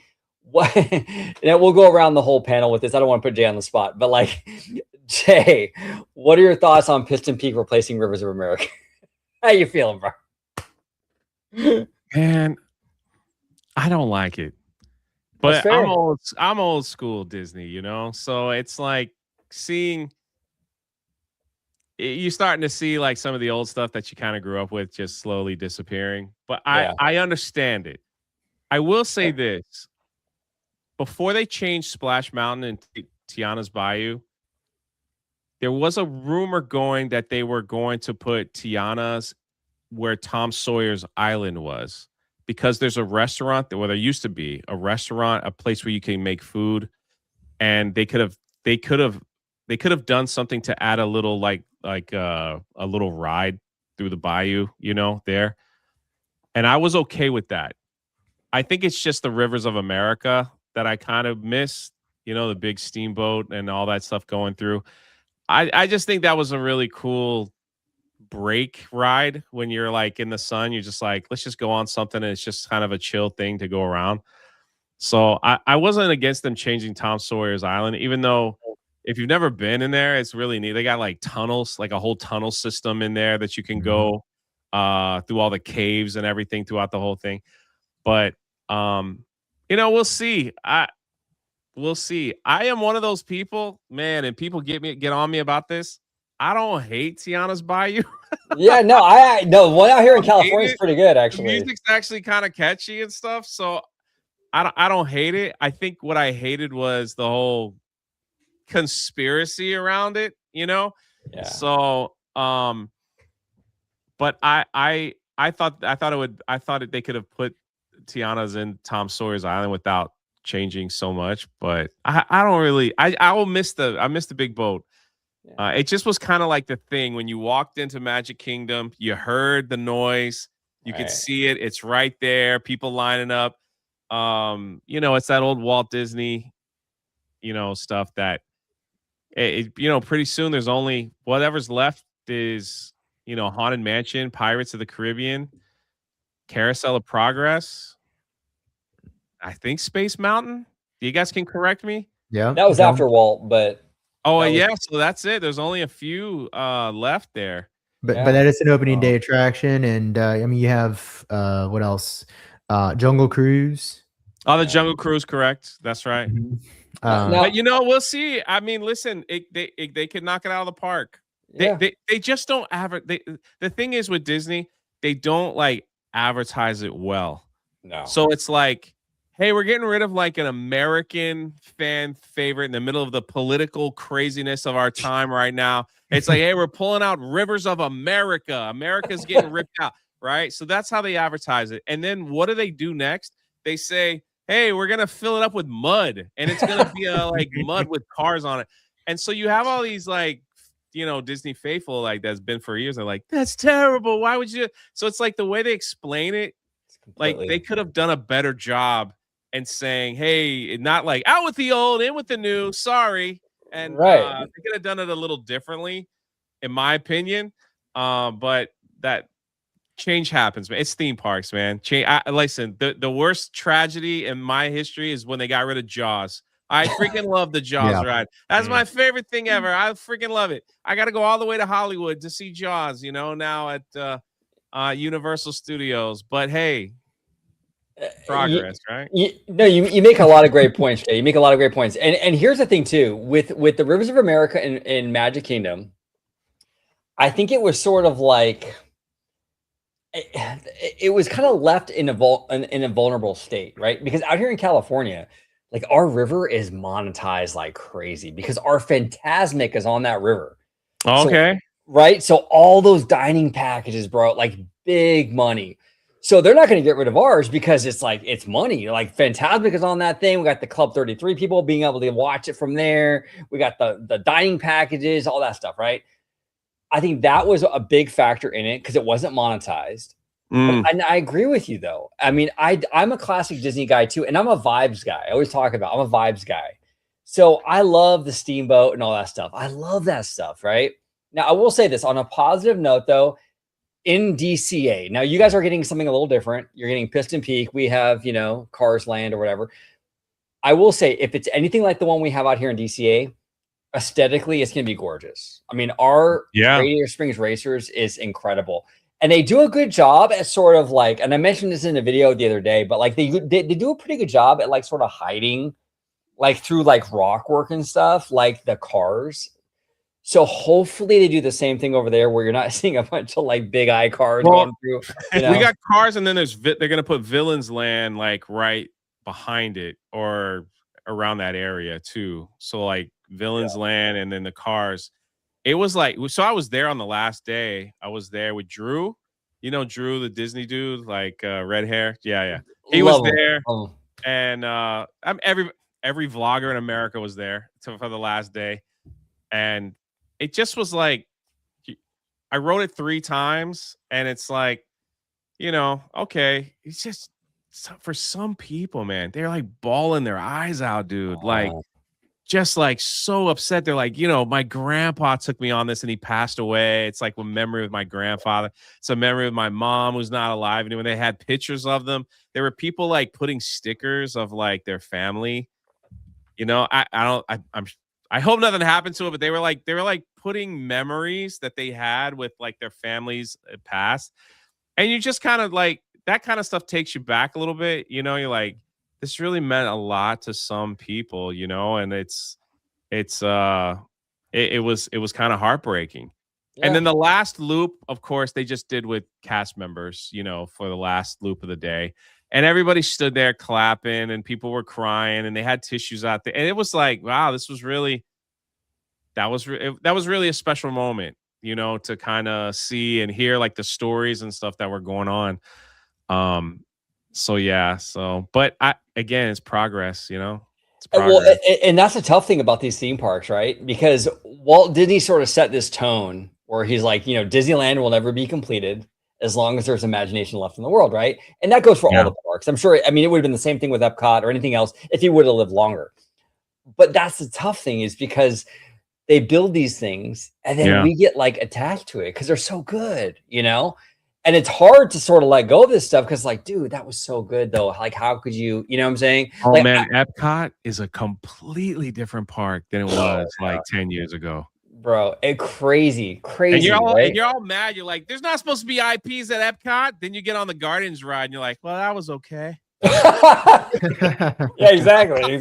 I'll let that one slide, Yeah, exactly. I will say the Rivers of America going away would have been better. I think what rubbed people the wrong way was they presented it D23 about this new cars area. You're like, oh, that's really cool. And then like 3 days later, they're like, by the way, this whole thing's going away. And like, that's what I'm saying. It was like, listen, in Florida, Disney's been in a battle with the governor, right? They did that with Chapek. There's a hot political climate in Florida. There's like all this stuff happening. You have the governor saying Disney's like so woke, like don't take your kids there, but yet he goes anyway. It's like all this stuff happening, and then it's like, hey, by the way, we're ripping out Rivers of America, and it just sent people upset. Yeah, they were just like, so you're removing America from Disney parks? How dare? It's like, that's not exactly what we're saying, but like to the casual person, it came across for a lot of people. Hey, there's Drew. I was just talking about you, man. Drew, you remember me? We hung out at the last day of Rivers of America.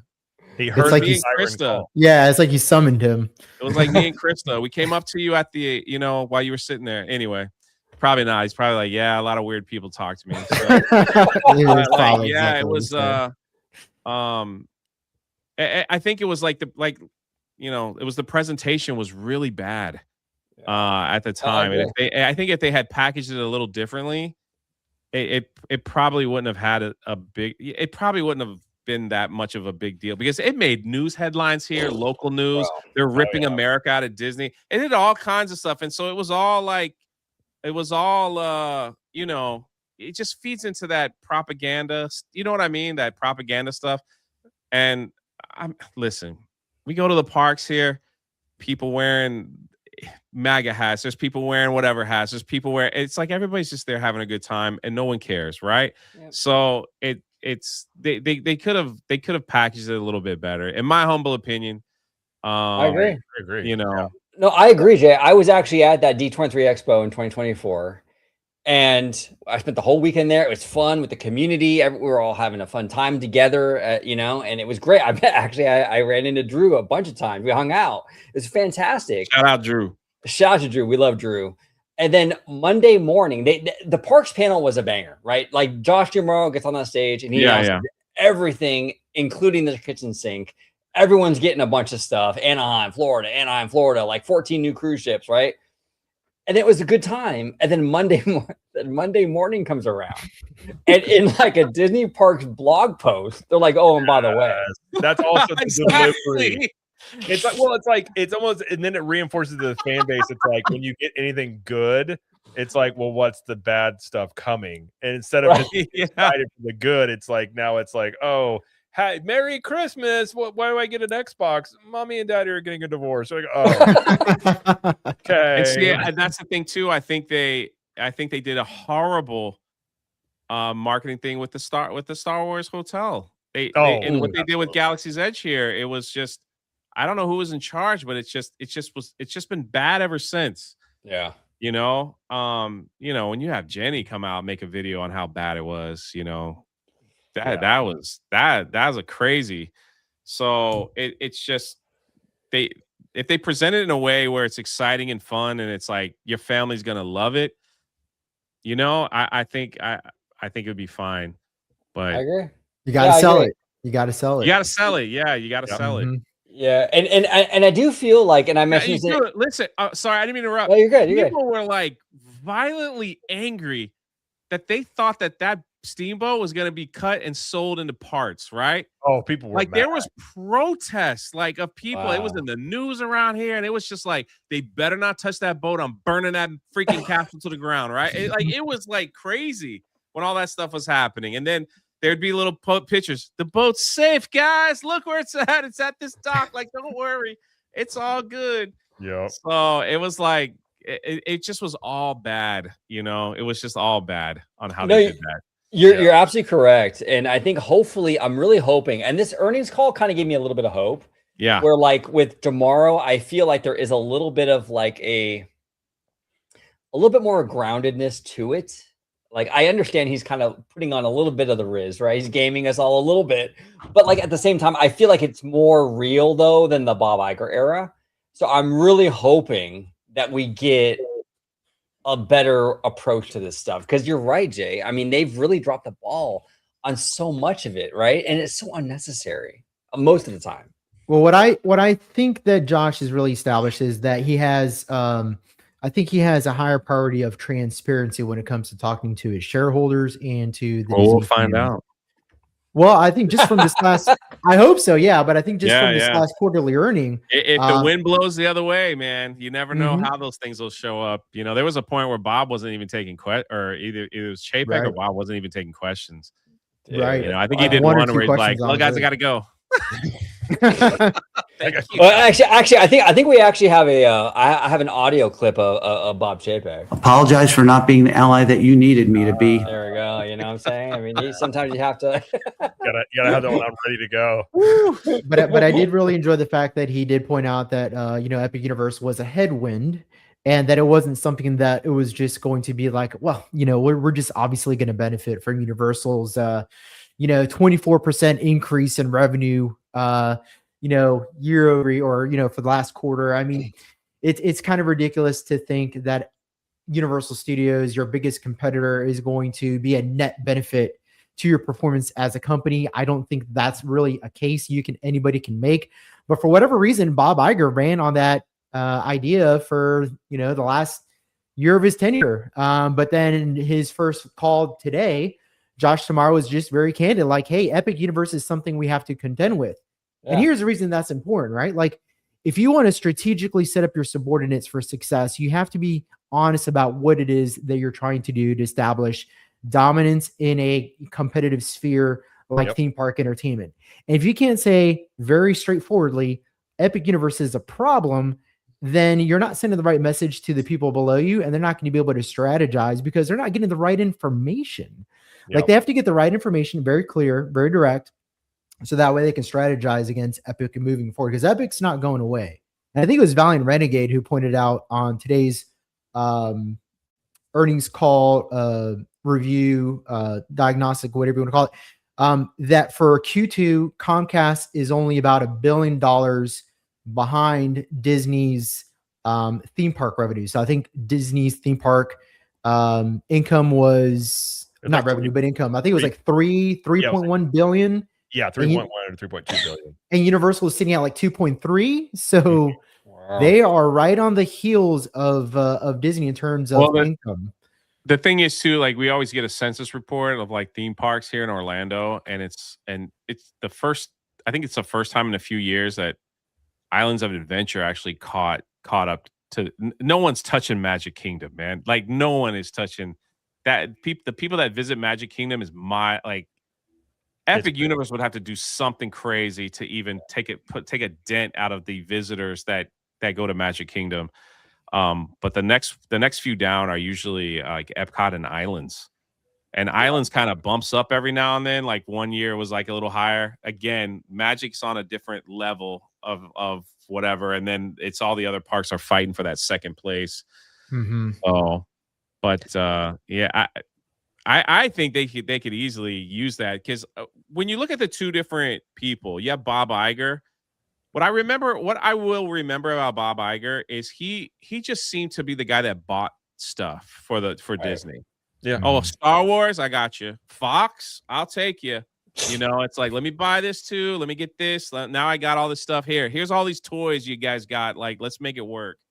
And Josh might be, like you said, might be a little more handsy than because they've got enough toys now, with Marvel and Star Wars and Toy Story and everything else that they have coming out. They got enough stuff to play with, from parks to experiences to television shows to Disney Plus to everything else. And then, I mean, my goodness, man, Zootopia came out of nowhere. Zootopia 2 was a big part of their money thing in the earnings call. It was like that. Now I know why they built the Zootopia land in Japan. All right, because it's like they freaking love that movie over there. Yeah. So, no, exactly. I think that's why I'm hoping they build it over here, so we get more of the Asian tourists out here. I was just gonna say, there's an Asian joke in there somewhere. Right? You gotta get Avatar. But geez, like, we might see a whole different approach to everything across the board, which it could be great for Disney, or it couldn't, I think I've been pretty bullish on Josh, because I think he seems, at least in thus far, like more, like you were saying, Jose, it was like more transparent, more forthcoming, and like, and I do think, like, I remember Bob Iger got on an earnings call and someone asked him a question. He said, we've been planning and we've known about Epic for like a decade, and saying like, that's why we did Pandora, that's why we did X, Y, and Z. I'm like, you built those things as a response to Wizarding World when they built that in 2010. Like, he was trying to act like that they were just always ahead of the game. And I think that's Iger, and maybe that's a generational thing of like not admitting fault. And I think that's the thing that always frustrated me about Iger, was like, there was never an admission that like, yeah, that wasn't the best, we could have done better, as if everything was perfect. And that's not how people work. That's not how companies work. Even when they released a press release about the Star Cruiser shutting down, it was like, this was a great success because we learned so much from it. I'm like, you shut it down less than a year. Like, in no way is this thing a success. But maybe that'll shift. I'm somewhat optimistic, and I do think of what you've seen. I mean, the stock price bumping up, and what's funny is there was no real big news. There was no like announcement. It was just the numbers themselves, which I do think probably if you're a Disney shareholder, that's probably got to be encouraging to see that type of response from it. But we do have a couple of superheroes from Ill Magic. Got a $5 from Ill Magic. Thank you, sir. Says, good, wealthy evening, guy. Listen, I know I've mentioned this before, but I really want an Odyssey boat ride in Islands of Adventure. That would be kind of cool. And then he also goes another 5. The Odyssey ride could be similar to the Tomb Raider ride from Kings Island. I mean, the Odyssey is interesting. I mean, I really hope the Odyssey is good. First off, I love all that stuff. But are we getting are they changing Jurassic Park to Jurassic World? Like, are we going to get the Jurassic World ride? I don't in Orlando think so because of Steven Spielberg's involvement. He was really unhappy about that one changing, and he has, I think, to this day. I looked it up, Slimer. I think it was like Spielberg gets like $5 or something after every ticket sold at Universal. It's some crazy thing, and ET ain't going nowhere, man. Yeah, so he has still a lot to say. That ET arm could just fall right off, and it's not going anywhere. I wish we still had our ET, man. I'm so mad about that. I miss that ride so much. I love that ride. And what's funny, that ride's wait time keeps going up. Like over the years, it's gotten more popular. Yeah, but apparently the rumor is I read something a couple weeks ago that they may be doing a refurb of ET. I don't know to what extent, but yeah, I don't think River Adventure changes over to Jurassic World, even though I think it would make sense in that land, given you kind of have a mix of what's going to take place with Simpsons? The Simpsons. I mean, you heard it here first. The thing is, I don't know if you know anybody at Universal that tells you stuff. Like, if you hear from the guys at Universal, this stuff changes all the time. So for the longest time, it was going to be Pokemon in there. And then all of a sudden it's like, no, that's going in Lost Continent. You're like, okay. And then I think that there might be a shot the Simpsons is just extend it for a short-term thing until they know what they want to do with it. But I personally think you bring Back to the Future. That's my wish, that they bring back like a revamped Back to the Future ride back where it used to be. No one's told me anything, and I don't know nothing, but just be on the lookout for One Piece. Oh, yeah, 100%.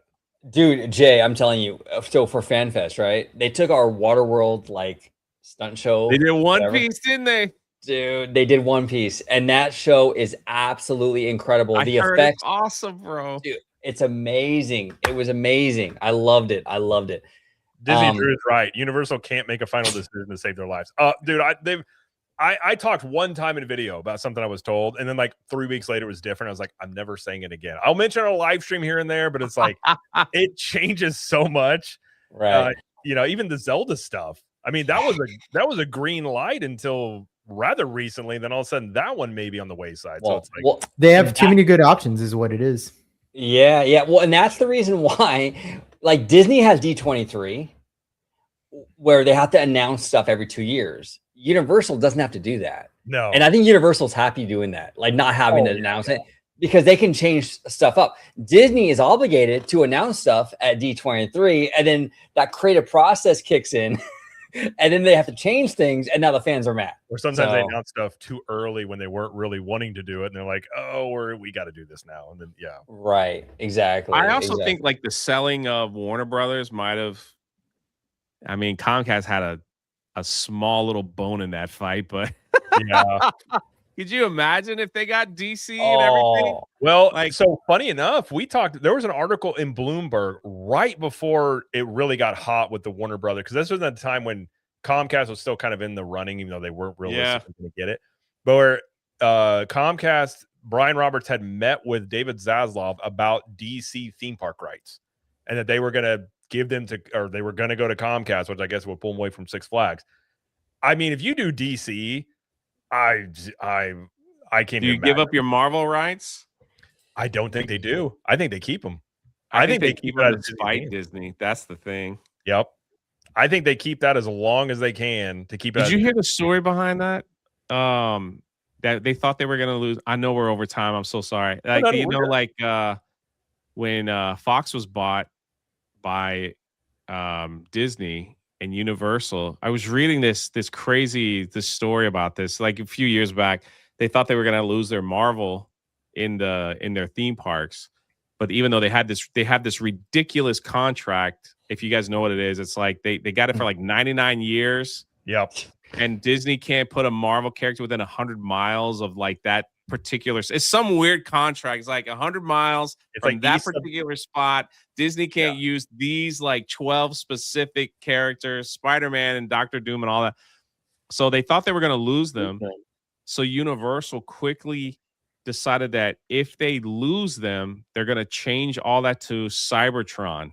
And they were going to change the posters and they were going to change all the rides. So what made that true is that if you ride Transformers and Spider-Man, it's the exact same ride. Right. Even the ending. The ending is exactly the same. Sorry, spoilers. You fall from a building and you get caught. If you go to Universal Beijing, they have the exact same setup as Marvel, but it's Cybertron. The Hulk ride is called Journey to Cybertron. It's purple instead of green. So they took all the stuff that they were building and they just sent it over to Universal Beijing and just put it over there. So with the new Transformers movie on the way, and if Marvel is potentially on its way out the door in terms of, as an IP for Disney, maybe Marvel Transformers could be coming to Islands of Adventure to Jared's benefit, because I think at this point, Jared and I, dude, I'll even dress up like Optimus Prime. I want Gen 1 Transformers though. I mean, the Michael Bay original, like I like it for nostalgia purposes. I still remember seeing that in theaters, and like the first time he actually transformed whenever they were in that chase scene, I was like, oh my gosh. But like, I need Gen 1.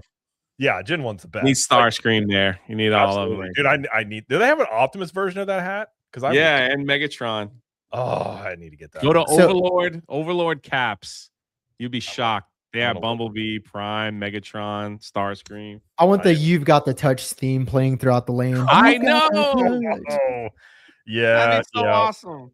I mean, I would be curious what Disney would be willing to pay for the Marvel rights in Florida. That would be very curious what that price tag is. I've heard they've had talks before and it ended with them walking out. So that price tag's got to be up there. But I mean, if you bring in Cybertron and DC on top of Pokemon and Nintendo, like this stuff's going to get wild in the next 10 years, which I think is great for the fans. Cause like, it'll definitely be, this park is for the little guys. This park is for the older little guy. Yeah. It's like, yep. And we princesses over here and the Transformer G.I. Joe crowds over here. So we talked about last week about bringing Thriller into HHN. I was just about to say that. With Michael Jackson taking off, this movie's supposedly going to hit $500 million globally tonight, which is crazy because it's not even. Yeah, it was great, man. It was awesome. Jared, go see the movie, dude. I know. I loved it, dude. But with this Michael Jackson guy popping off, man, I could see Thriller. I could see a Michael Jackson stunt show. I could see Michael Jackson coming to Fan Fest. I mean, they can milk this. And Universal is going to back it too. I mean, they backed the movie. Yeah. So they're all in on Michael now.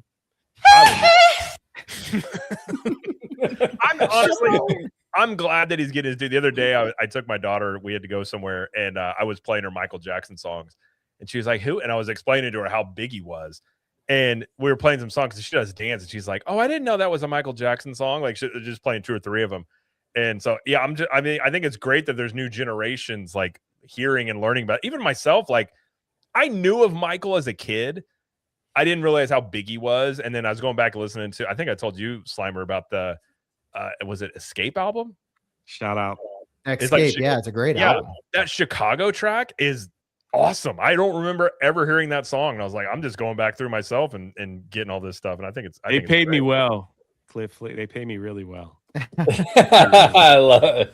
I love it. I'm making have all the Starscream hats he wants if he comes on. Appreciate the 5, Cliff. Cliff's good people. I haven't seen Cliff in a while, but good to see you around. We love you, Cliff. Yeah, but I mean, I've got we can end here. I mean, there is the big. You guys want to talk about Big Thunder and the fire? I mean, sure. Why not? I'm down. Let's do it. I mean, I don't know if you guys saw this. I don't know if you saw this, Jay, but Big Thunder reopened. I saw it all right. Yeah. He saw the fire from his house. Oh man. A little bit of an issue. I think this goes in the lines of what we were talking about before, sometimes of like current Imagineering and things like that. I don't know if this is a huge, and we talked about this on Orange Grove 55's channel. We had Vash on there as well, so go check out the video over there on OG's channel because there's a really good in-depth thing. But I don't know how much I would say is this incident alone is a big deal necessarily, but I think when you look at it all encompassing of some of the recent stuff with Imagineering, I think it does bring into some questions about some of the quality stuff. But I do think the ride, from what Vash was showing, it is faster. Actually, it's smoother. I'm going to check it out on Sunday, so I hope it's better. It's one of my favorite rides. But what do you guys think about the fire? Do you think it's a big deal, or what do you think about the ride in general as the refurb? The fire thing, I mean, they should have done more testing. I mean, clearly they didn't.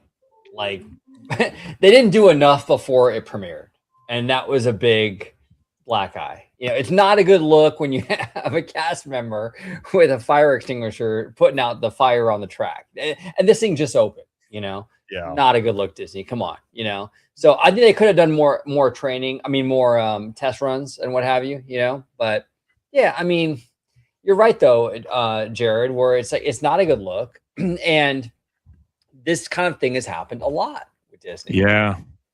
Well, that's the thing. Tiana's Bayou, massive problems when it first opened. Rise of the Resistance, one of the greatest things you could go on. Massive problems, especially that first 2 years, man. Like that ride couldn't stay open to save its life with all the problems. And now this one, you're right. It's not a good look. It's like they got to get one of these openings with like no problems. Let it break down 5 days later, you know? Right. Well, and I think you go into like Bruce Vaughn has talked about the knowledge gap that they kind of have in Imagineering and using AI to try and shore up that gap. I said this on your channel, Jay, I think it's kind of a mentorship issue. You don't have these great Imagineers that came before that were able to really pass down this knowledge or like mentor the younger generation. They kind of got rid of them all wholesale. A lot of them walked away after the Lake Nona thing. And so now you're stuck in the situation where you don't have these experienced, Imagineers that have done this a bunch. And now you're kind of starting to see some of the ramifications of this now in some of these little details. And there's some stuff Vashon pointed out, somebody on Twitter pointed out, like some of the lighting they used in here, like isn't actually consistent with what you would have used in like a, type of a cave and things like that. But it's a small details that used to set Disney apart. And I think that's kind of part of the issue here, is it makes you wonder about how much attention to detail is there with some of these things, and how does that make people feel about these new lands that they're building, which obviously have a lot riding on them. I think it's legitimate to have questions when you're looking at this stuff about how good is this stuff going to be? How reliable is it going to be when it's built?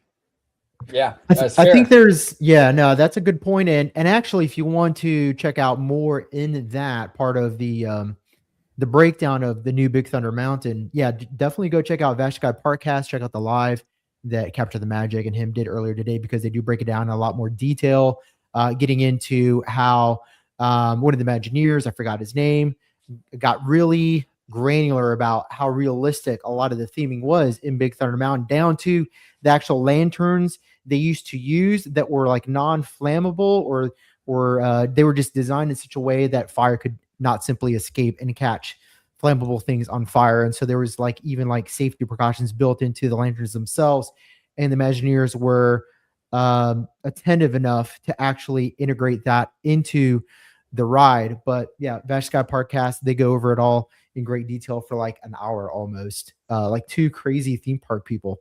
Well, that's the great thing about Vash. I remember back in the day, Vash and I, we did a whole video on the Toontown stuff coming to Disneyland. And him and I went like 2 hours on fake grass. Like just like and Vash will like bust out like the information like on fake grass, like what it's made out of and the whole thing. Like, dude, I was like, this is crazy. Vash has got a tab ready about the manufacturing process of the grass. Yeah. And you're like, where did you find this? Vash wrote the Encyclopedia Britannica. But what I'll tell you about this, and what really concerns me, the fire on the ride isn't so much of a concern. I can look over that. What concerns me more is the storytelling team's language about what they used as the foundation for this reimagining of this ride system. So they did away with the Indian burial ground concept. That's completely gone. Flooded. That's completely gone. Flooded town. Okay, so they worded it. Protective forces are preventing I guess like a tycoon from accessing and getting the gold in this ride. Mhm. The word protective forces, it's so like agnostic and so sanitized. It's what George Carlin called spooky language or soft language, and Yep. really doesn't mean anything if you look like the historical context of how different cultures talked about mystic powers and mountains. They never referred to it as protective forces, right? They're very specifically referring to like spirits. But they didn't want to go that route. They wanted to be very sanitized and agnostic about everything. And then not deciding to go with the Disneyland or Disneyland Paris version, and instead opting for this optimal, design for ride efficiency and maintenance. I mean, you should never compromise storytelling for what operations has to do in the background. I mean, if that's the case, then just don't build any rides if that's going to be your logic. Well, or you have to balance it in a way that you don't. Yeah, you're right, Jose. You have to if the real world logistics gets in the way, you have to balance it in a way where it's still creatively a success, though. Mhm. And that's an issue. I mean, Exa- that is an issue. Go ahead. I'm sorry for interrupting. No, But no, you're you're right. absolutely right. And to your point, like you should never sacrifice storytelling and the guest experience for, optimization of maintenance. Like that should never happen. And it seems like that's what's happening here Yeah. with this. And OG and Jared, you guys have pointed out several times where it looks like they went the easy route with this. And I think they kind of did, but I also think that the storytelling team is probably at the epicenter of this reoccurring issue that they're having with using soft language to prevent offense or to like appeal to everybody while then appealing to nobody because it's like so general and like so non-specific at the same time. They did the same thing with Tiana's where they decided to take out any references to voodoo magic. And by doing so, they completely eliminated an antagonist, which was very much present in the original Splash Mountain. And then again, this here, like, you all right? So you didn't get the gold. That's the story. Like you didn't get the gold. Right. That's so lame. And I blame the storytelling team because the Imagineers are building on what that story is. So Well, there it's seems also to be a problem with storytellers, I guess is what I'm getting at. no, I agree, and it's also hard to know. I think there's so much more corporate involvement now Yes. inside the park, so it's like it is. And sometimes I'm hesitant to just put it all on Imagineering because I think if they're hamstrung a bit by the things that the corporate end is telling them they can and can't do, then that's not totally their fault. They may just be working with what they have, but whatever the formula with that is. It just doesn't seem like back in the day, I feel like they let Imagineers kind of what Universal does now is like go kind of wild, come up with some cool stuff, try some different things. But I think Disney's also at that point when you're the big player, you're on top. It's really difficult to get yourself to take chances. That's a culture thing that you have to really implement. It's really easy to be like, well, let's just play it safe. Let's not do anything that's crazy here. And that's human nature in many ways. And unfortunately, I think it's coming at a bad time when you have all these things you're building, you have all this competition that they've never had before, and they're being pushed. And it's like, now's the time you need to kind of try to take some chances. And maybe they're going to with these lands, but that's the thing I would point to is just be like, you gotta start swinging here. Like quit going for singles and try and hit a grand slam. Yeah, I think that most of it, my inclination, I could be wrong, but my feeling is most of it is meddling. We're getting a lot of Burbank meddling. And the only reason why I believe that is because when Disney does things overseas, when they're in Japan or Shanghai or these overseas parks, Imagineering seems to hit a lot of creative home runs. Yeah. Out here, though, in California or Orlando, it seems to struggle. So I feel like there's something going on preventing that creative process out here in the States. I do real quick want to give a big shout out to Provost Park Pass from Amanda. Thank you so much, Amanda. Chris and Amanda do great work over there at Provost Park Pass. Check them out. They are amazing. Able to meet them a few times in the parks, and they are amazing people. So check them out. They do great park content. But thank you so much, Amanda. Appreciate you. Absolutely. And while we're there, we also have a 5 from Cliff Flicks again. Thank you, Cliff Flicks. He says, is quality not needed anymore in 2026? Are the fans holding on the old high standards that modern Imagineering does not care about anymore? I mean, that's a legitimate question, I think. Of like I've said many times, Disney set the standard of what theme parks to be judged as. And I think in recent history, they haven't lived up to their own standard. And it makes you wonder. I think they're, if you take Bruce Vaughn as his word, you take DeMauro at his word, they're trying to rehab this stuff a little bit, but you're also doing this in real time at a really bad time when you're building all these lands and there's all these questions. That's not the right time to be kind of rebuilding your bullpen of Imagineering, at least in my opinion. Well, yeah, and it's weird because I think Chapek did a lot of damage to Imagineering. Yeah. A lot of damage, right? And I feel like when Bob Iger came back, to Bob Iger's credit, I mean, they really tried to kind of mend Imagineering. We brought Bruce Vaughn back.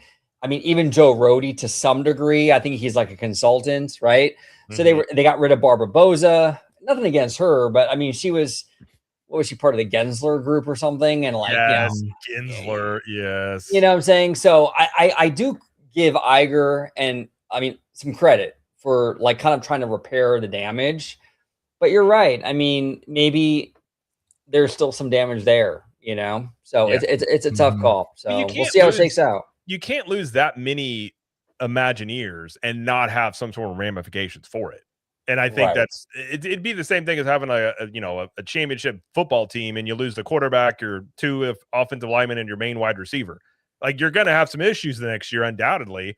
But I think that's the issue they're kind of dealing with. I agree. I think the Lake Nona thing. I mean, they were already laying him off because they had issues with the celebrity Imagineer idea. But then Lake Nona was almost just like a double whammy. It was like a bunch of them got done there. But and I'm not even against having an Imagineering office in Florida. Honestly, it makes a lot of sense because I mean, there's a huge theme park presence out there in Florida, massive, right? Mm-hmm. I just think the way Disney did it was like, I think you need to kind of ease into it, or like maybe force the California Imagineers who don't want to live in Florida and they were causing all kinds of drama. Well, there were people that sold their unnecessary. Houses. Yeah, they sold their houses. They were buying, and they got caught in the midst of all this. And that thing was a complete mess, undoubtedly. We have another 5 from Cliff Flicks here. Thank you, Cliff. He says parks decisions are made entirely by financial spreadsheets and finance calculations and algorithms. I also think Burbank doesn't trust Glendale now. I agree. I think a lot of it is spreadsheet management. I mean, that's why I think you'd say it before. I think that's why the Rivers went away is because there's no ROI to it. And there was And out here in California, it's like a money machine because you got all those Fantasmic dining packages and stuff, It all comes out of monetizing through the lightning lanes and all this stuff like that. But I mean, I'm rooting for these lands they're building. I hope they're great. I do have some questions, and I hope it turns out really well because I want both Universal and Disney to have awesome stuff to go check out. But I want to go. Absolutely. And it's like, I hope that I want to suck. I hope that Doors ride is awesome in Monsters Inc. land. Right. As much as I don't know how much sense a Cars land makes in Frontierland with googly-eyed cartoon cars running around, but I do like the idea of a national park land. And so I hope it's good. I just, the recent track history gives me hesitation to just believe it's going to be great. I kind of it needs to prove itself that these things are up to the level that they need to be. Yeah, and I got to be honest, like the rap article really worried me for Villains Land because when they were talking about like we want family friendly and Emperor's New Groove, I was like, Disney has like the most iconic library of villains, like the top tier villains of all villains, right? And then you go with that villain, like from that movie, that movie didn't even do well.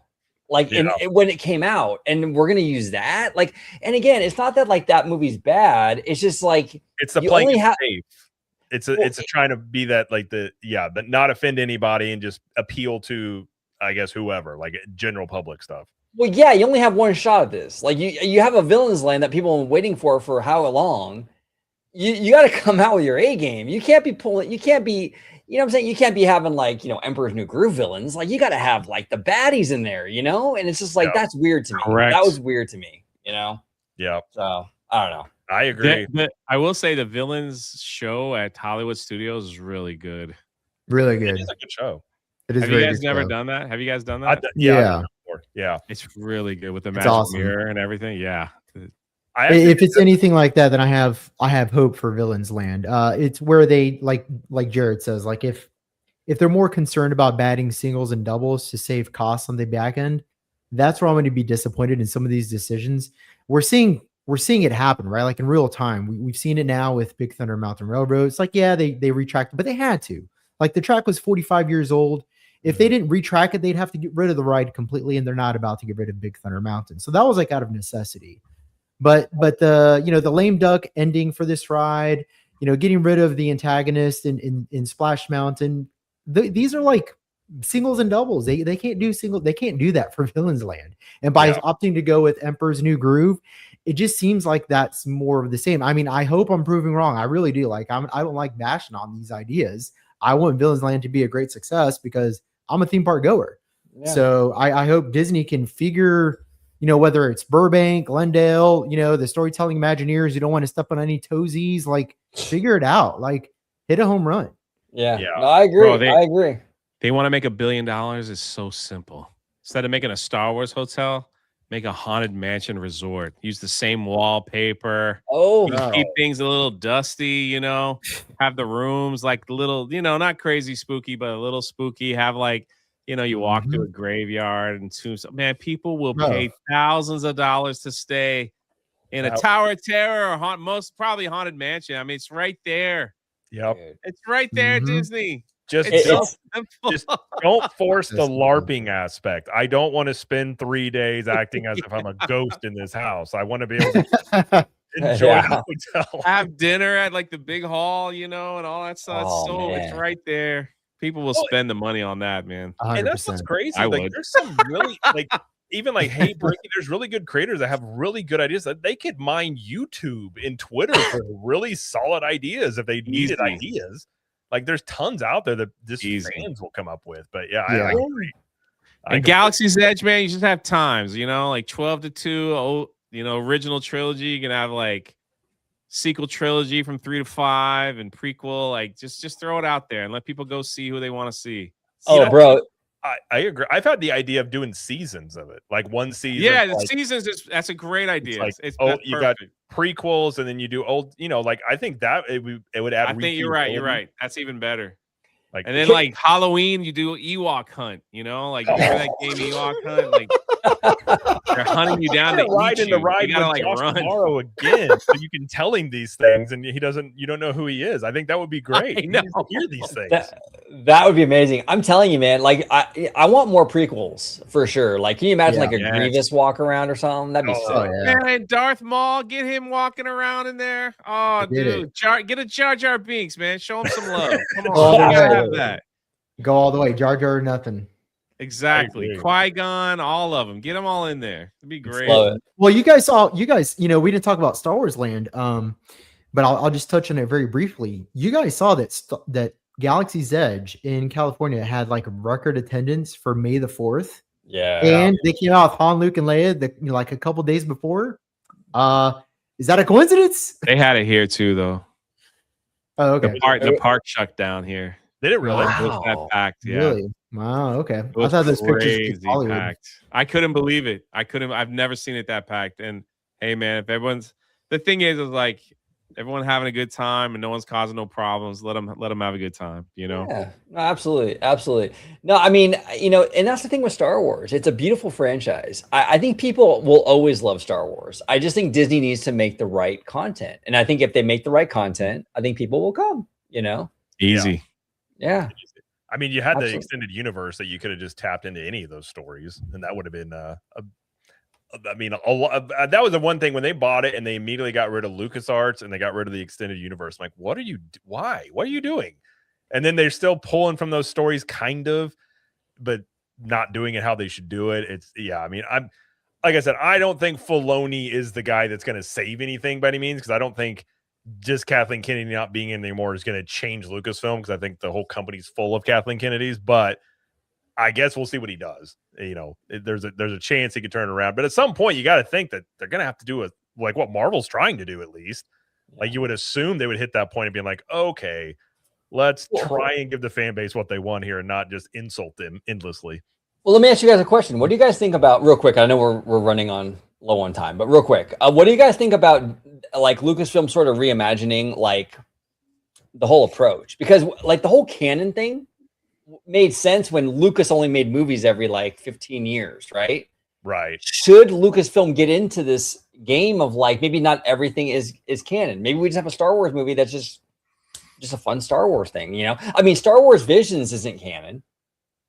And that's dope. I mean, that's a great show. Like, should they start doing that? I guess they got the Starfighter movie that is supposed to be just a standalone, the Ryan Gosling one. So maybe, I mean, I actually think that's what you see with the superhero stuff going forward more just standalone movies, just because the MCU was a one-off thing. They'll never be able to replicate. Marvel can't even replicate it now, and they're the ones that originally did it.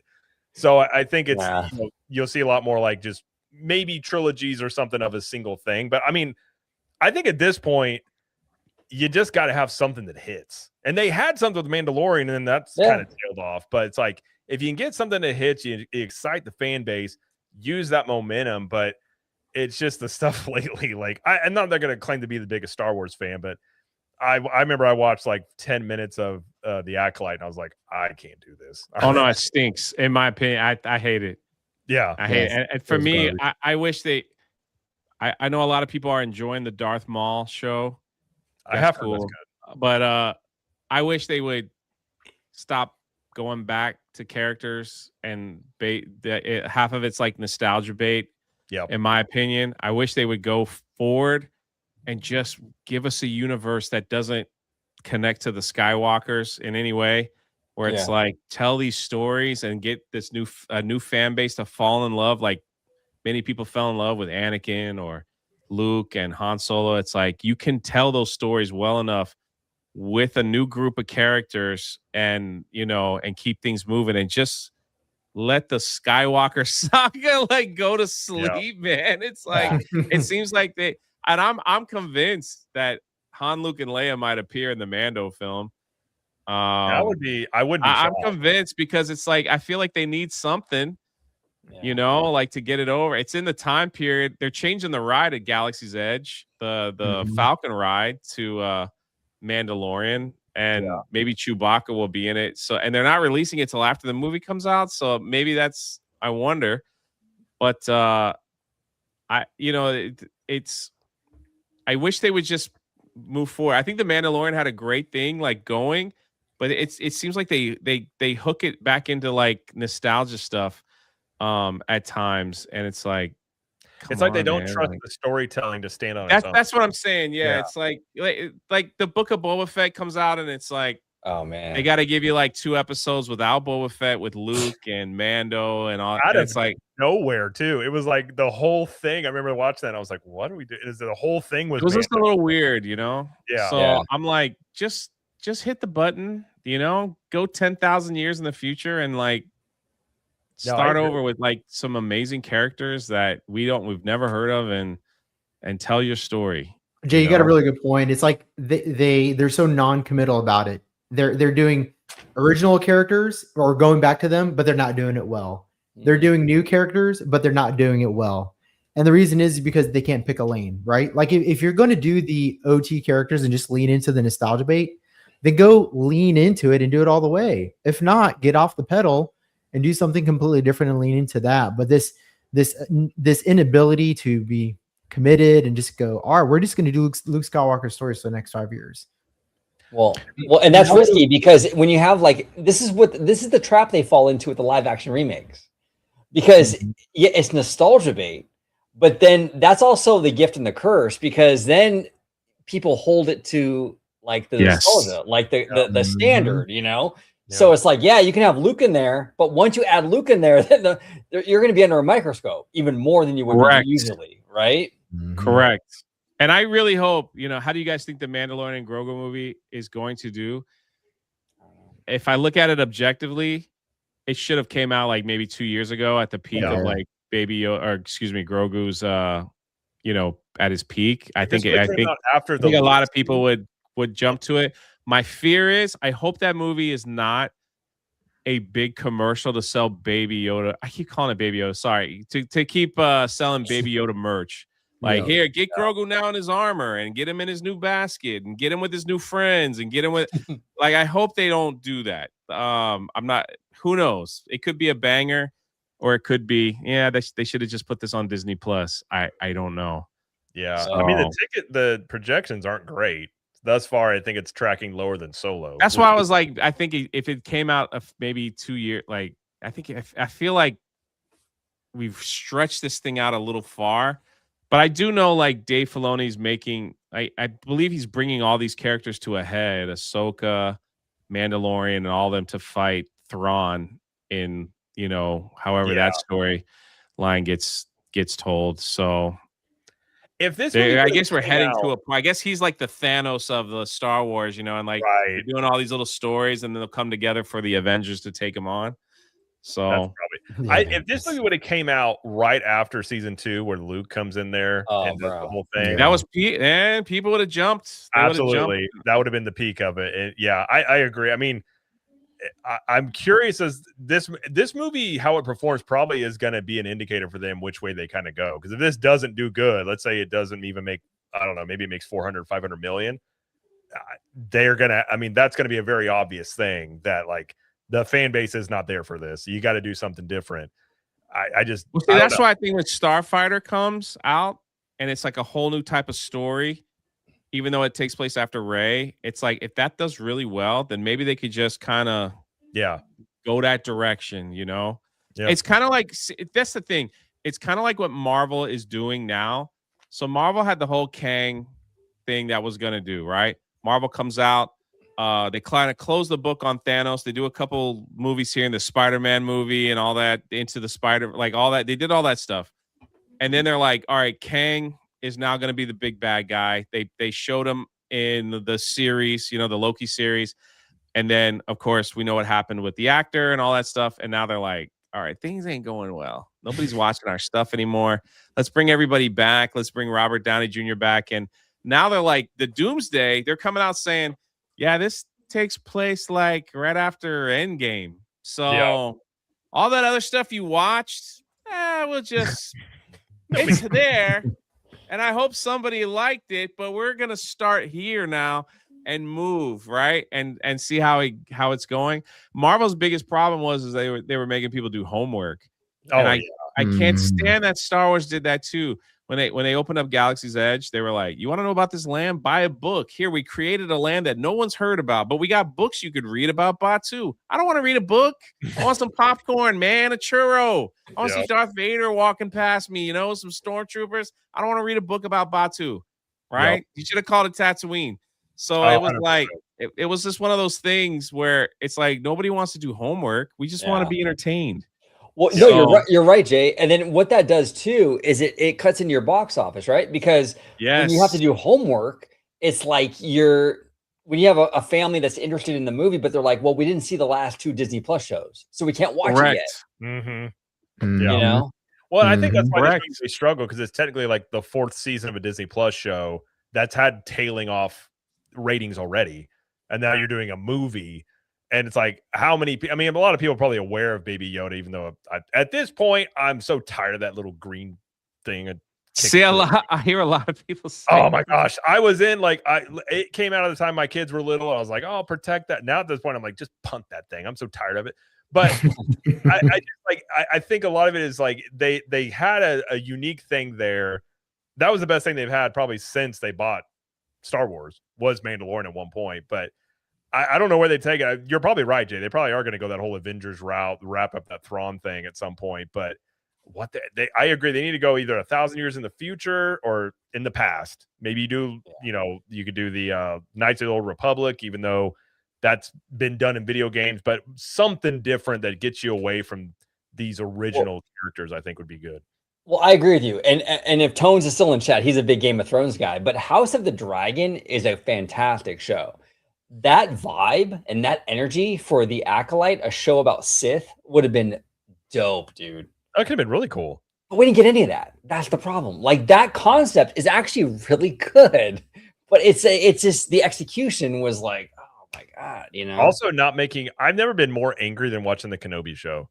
I was so angry by them. I finished watching it just because I was like, I'm going to watch it, but I hated what they did in that show. There were some cool moments here and there, but it's just. I remember the part where Obi-Wan goes down, Vader follows him, and he's like, Vader's like, have you come here to kill me? He's like, you followed me. Like, what are you talking about? Like, what? Like, and then they fight again. It's just, you're just getting stuff like it messes up.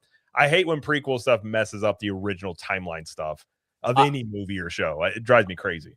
I will say this though, I love the fact that Hayden Christensen is getting the respect he deserves because he got like treated horribly after the prequels, and people, I actually really like his I don't want to say version of Anakin because he is Anakin, but like I think he was really good in that role. I think he did a great job, and I'm glad that people are coming around. Like he gets a huge reception at Celebration now and stuff. I'm like, you know what? Hell yeah, dude. Yeah. And he seemed like a good dude. He does. Yeah. He's having his redemption tour too. Absolutely, man. And I love that because I thought he was good. And people get on him for his acting, but dude, that's George Lucas. I mean, Natalie Portman is like a seasoned actress, and even her lines were corny as hell. You know, it's just dialogue not his strength by any means. No, you made the prequels to make Revenge of the Sith, and I think Revenge of the Sith is right. great. Like that's why you made the prequels, and you know George was at his ult. I guess you could say nobody was there to tell him no. Kind of, I've heard is some of that stuff, but I agree. I hope Star Wars makes a comeback. I hope all this stuff does, but I don't know if I have. Of course, really, but yeah, but. We have another 5 from Cliff Flicks. He says, I'm all for a villain's land based entirely 100% on Dr. Facilier, Brer Bear, and Brer Fox, and tons of voodoo. That's all I want. Oh, man. Who wants to tell him? Who wants to tell him? I don't think this is going to happen, bro. Maybe you can get into a ride with Josh tomorrow and tell him your thoughts. Maybe he'll listen. He listened to Jay. Maybe they'll listen to you. But I don't have it only took like 6 years. I like to think he had a notepad. He just kept it in his pocket. Like, one day when I'm in charge, I'm gonna fix this stuff. But maybe that's why I'll bump into him again sometime, like, and he'll go, "You were the one." Just give you that wink in the mouth. You remembered. Yeah, that would be awesome. But all right, well, we've been going over here about 2 hours. I think we're gonna end the stream here. Before we go, just be sure to let everybody know where they can find you gentlemen here. Thank you again, guys, for being on here. It was a lot of fun. Orange Grove 55, thank you as always for being here. Where can everybody find you on here on the interwebs? Yeah, no, it was a lot of fun with you, gentlemen. Jay, great to talk shop with you. Man, I love being on, man. Thank you.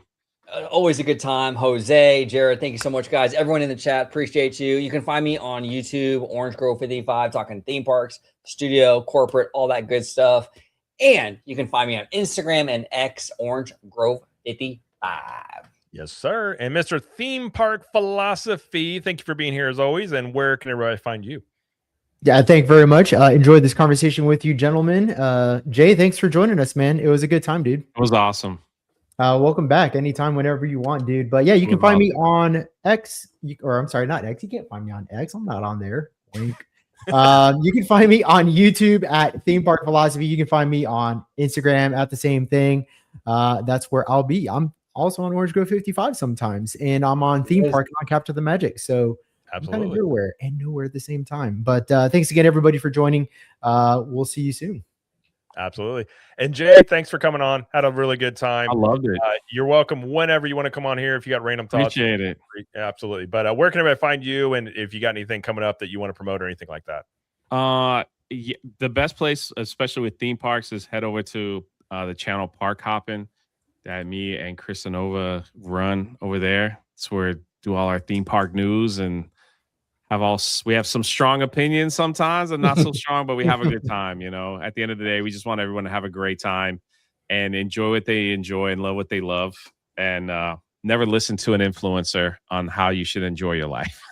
Agreed. What movie you should enjoy or anything like that. You can have discussions, but it's like, what do we know? So, you know, 100%. But that's it. I really appreciate the invite. I don't get to talk too much about this stuff like on a lot of live streams. And so it was great.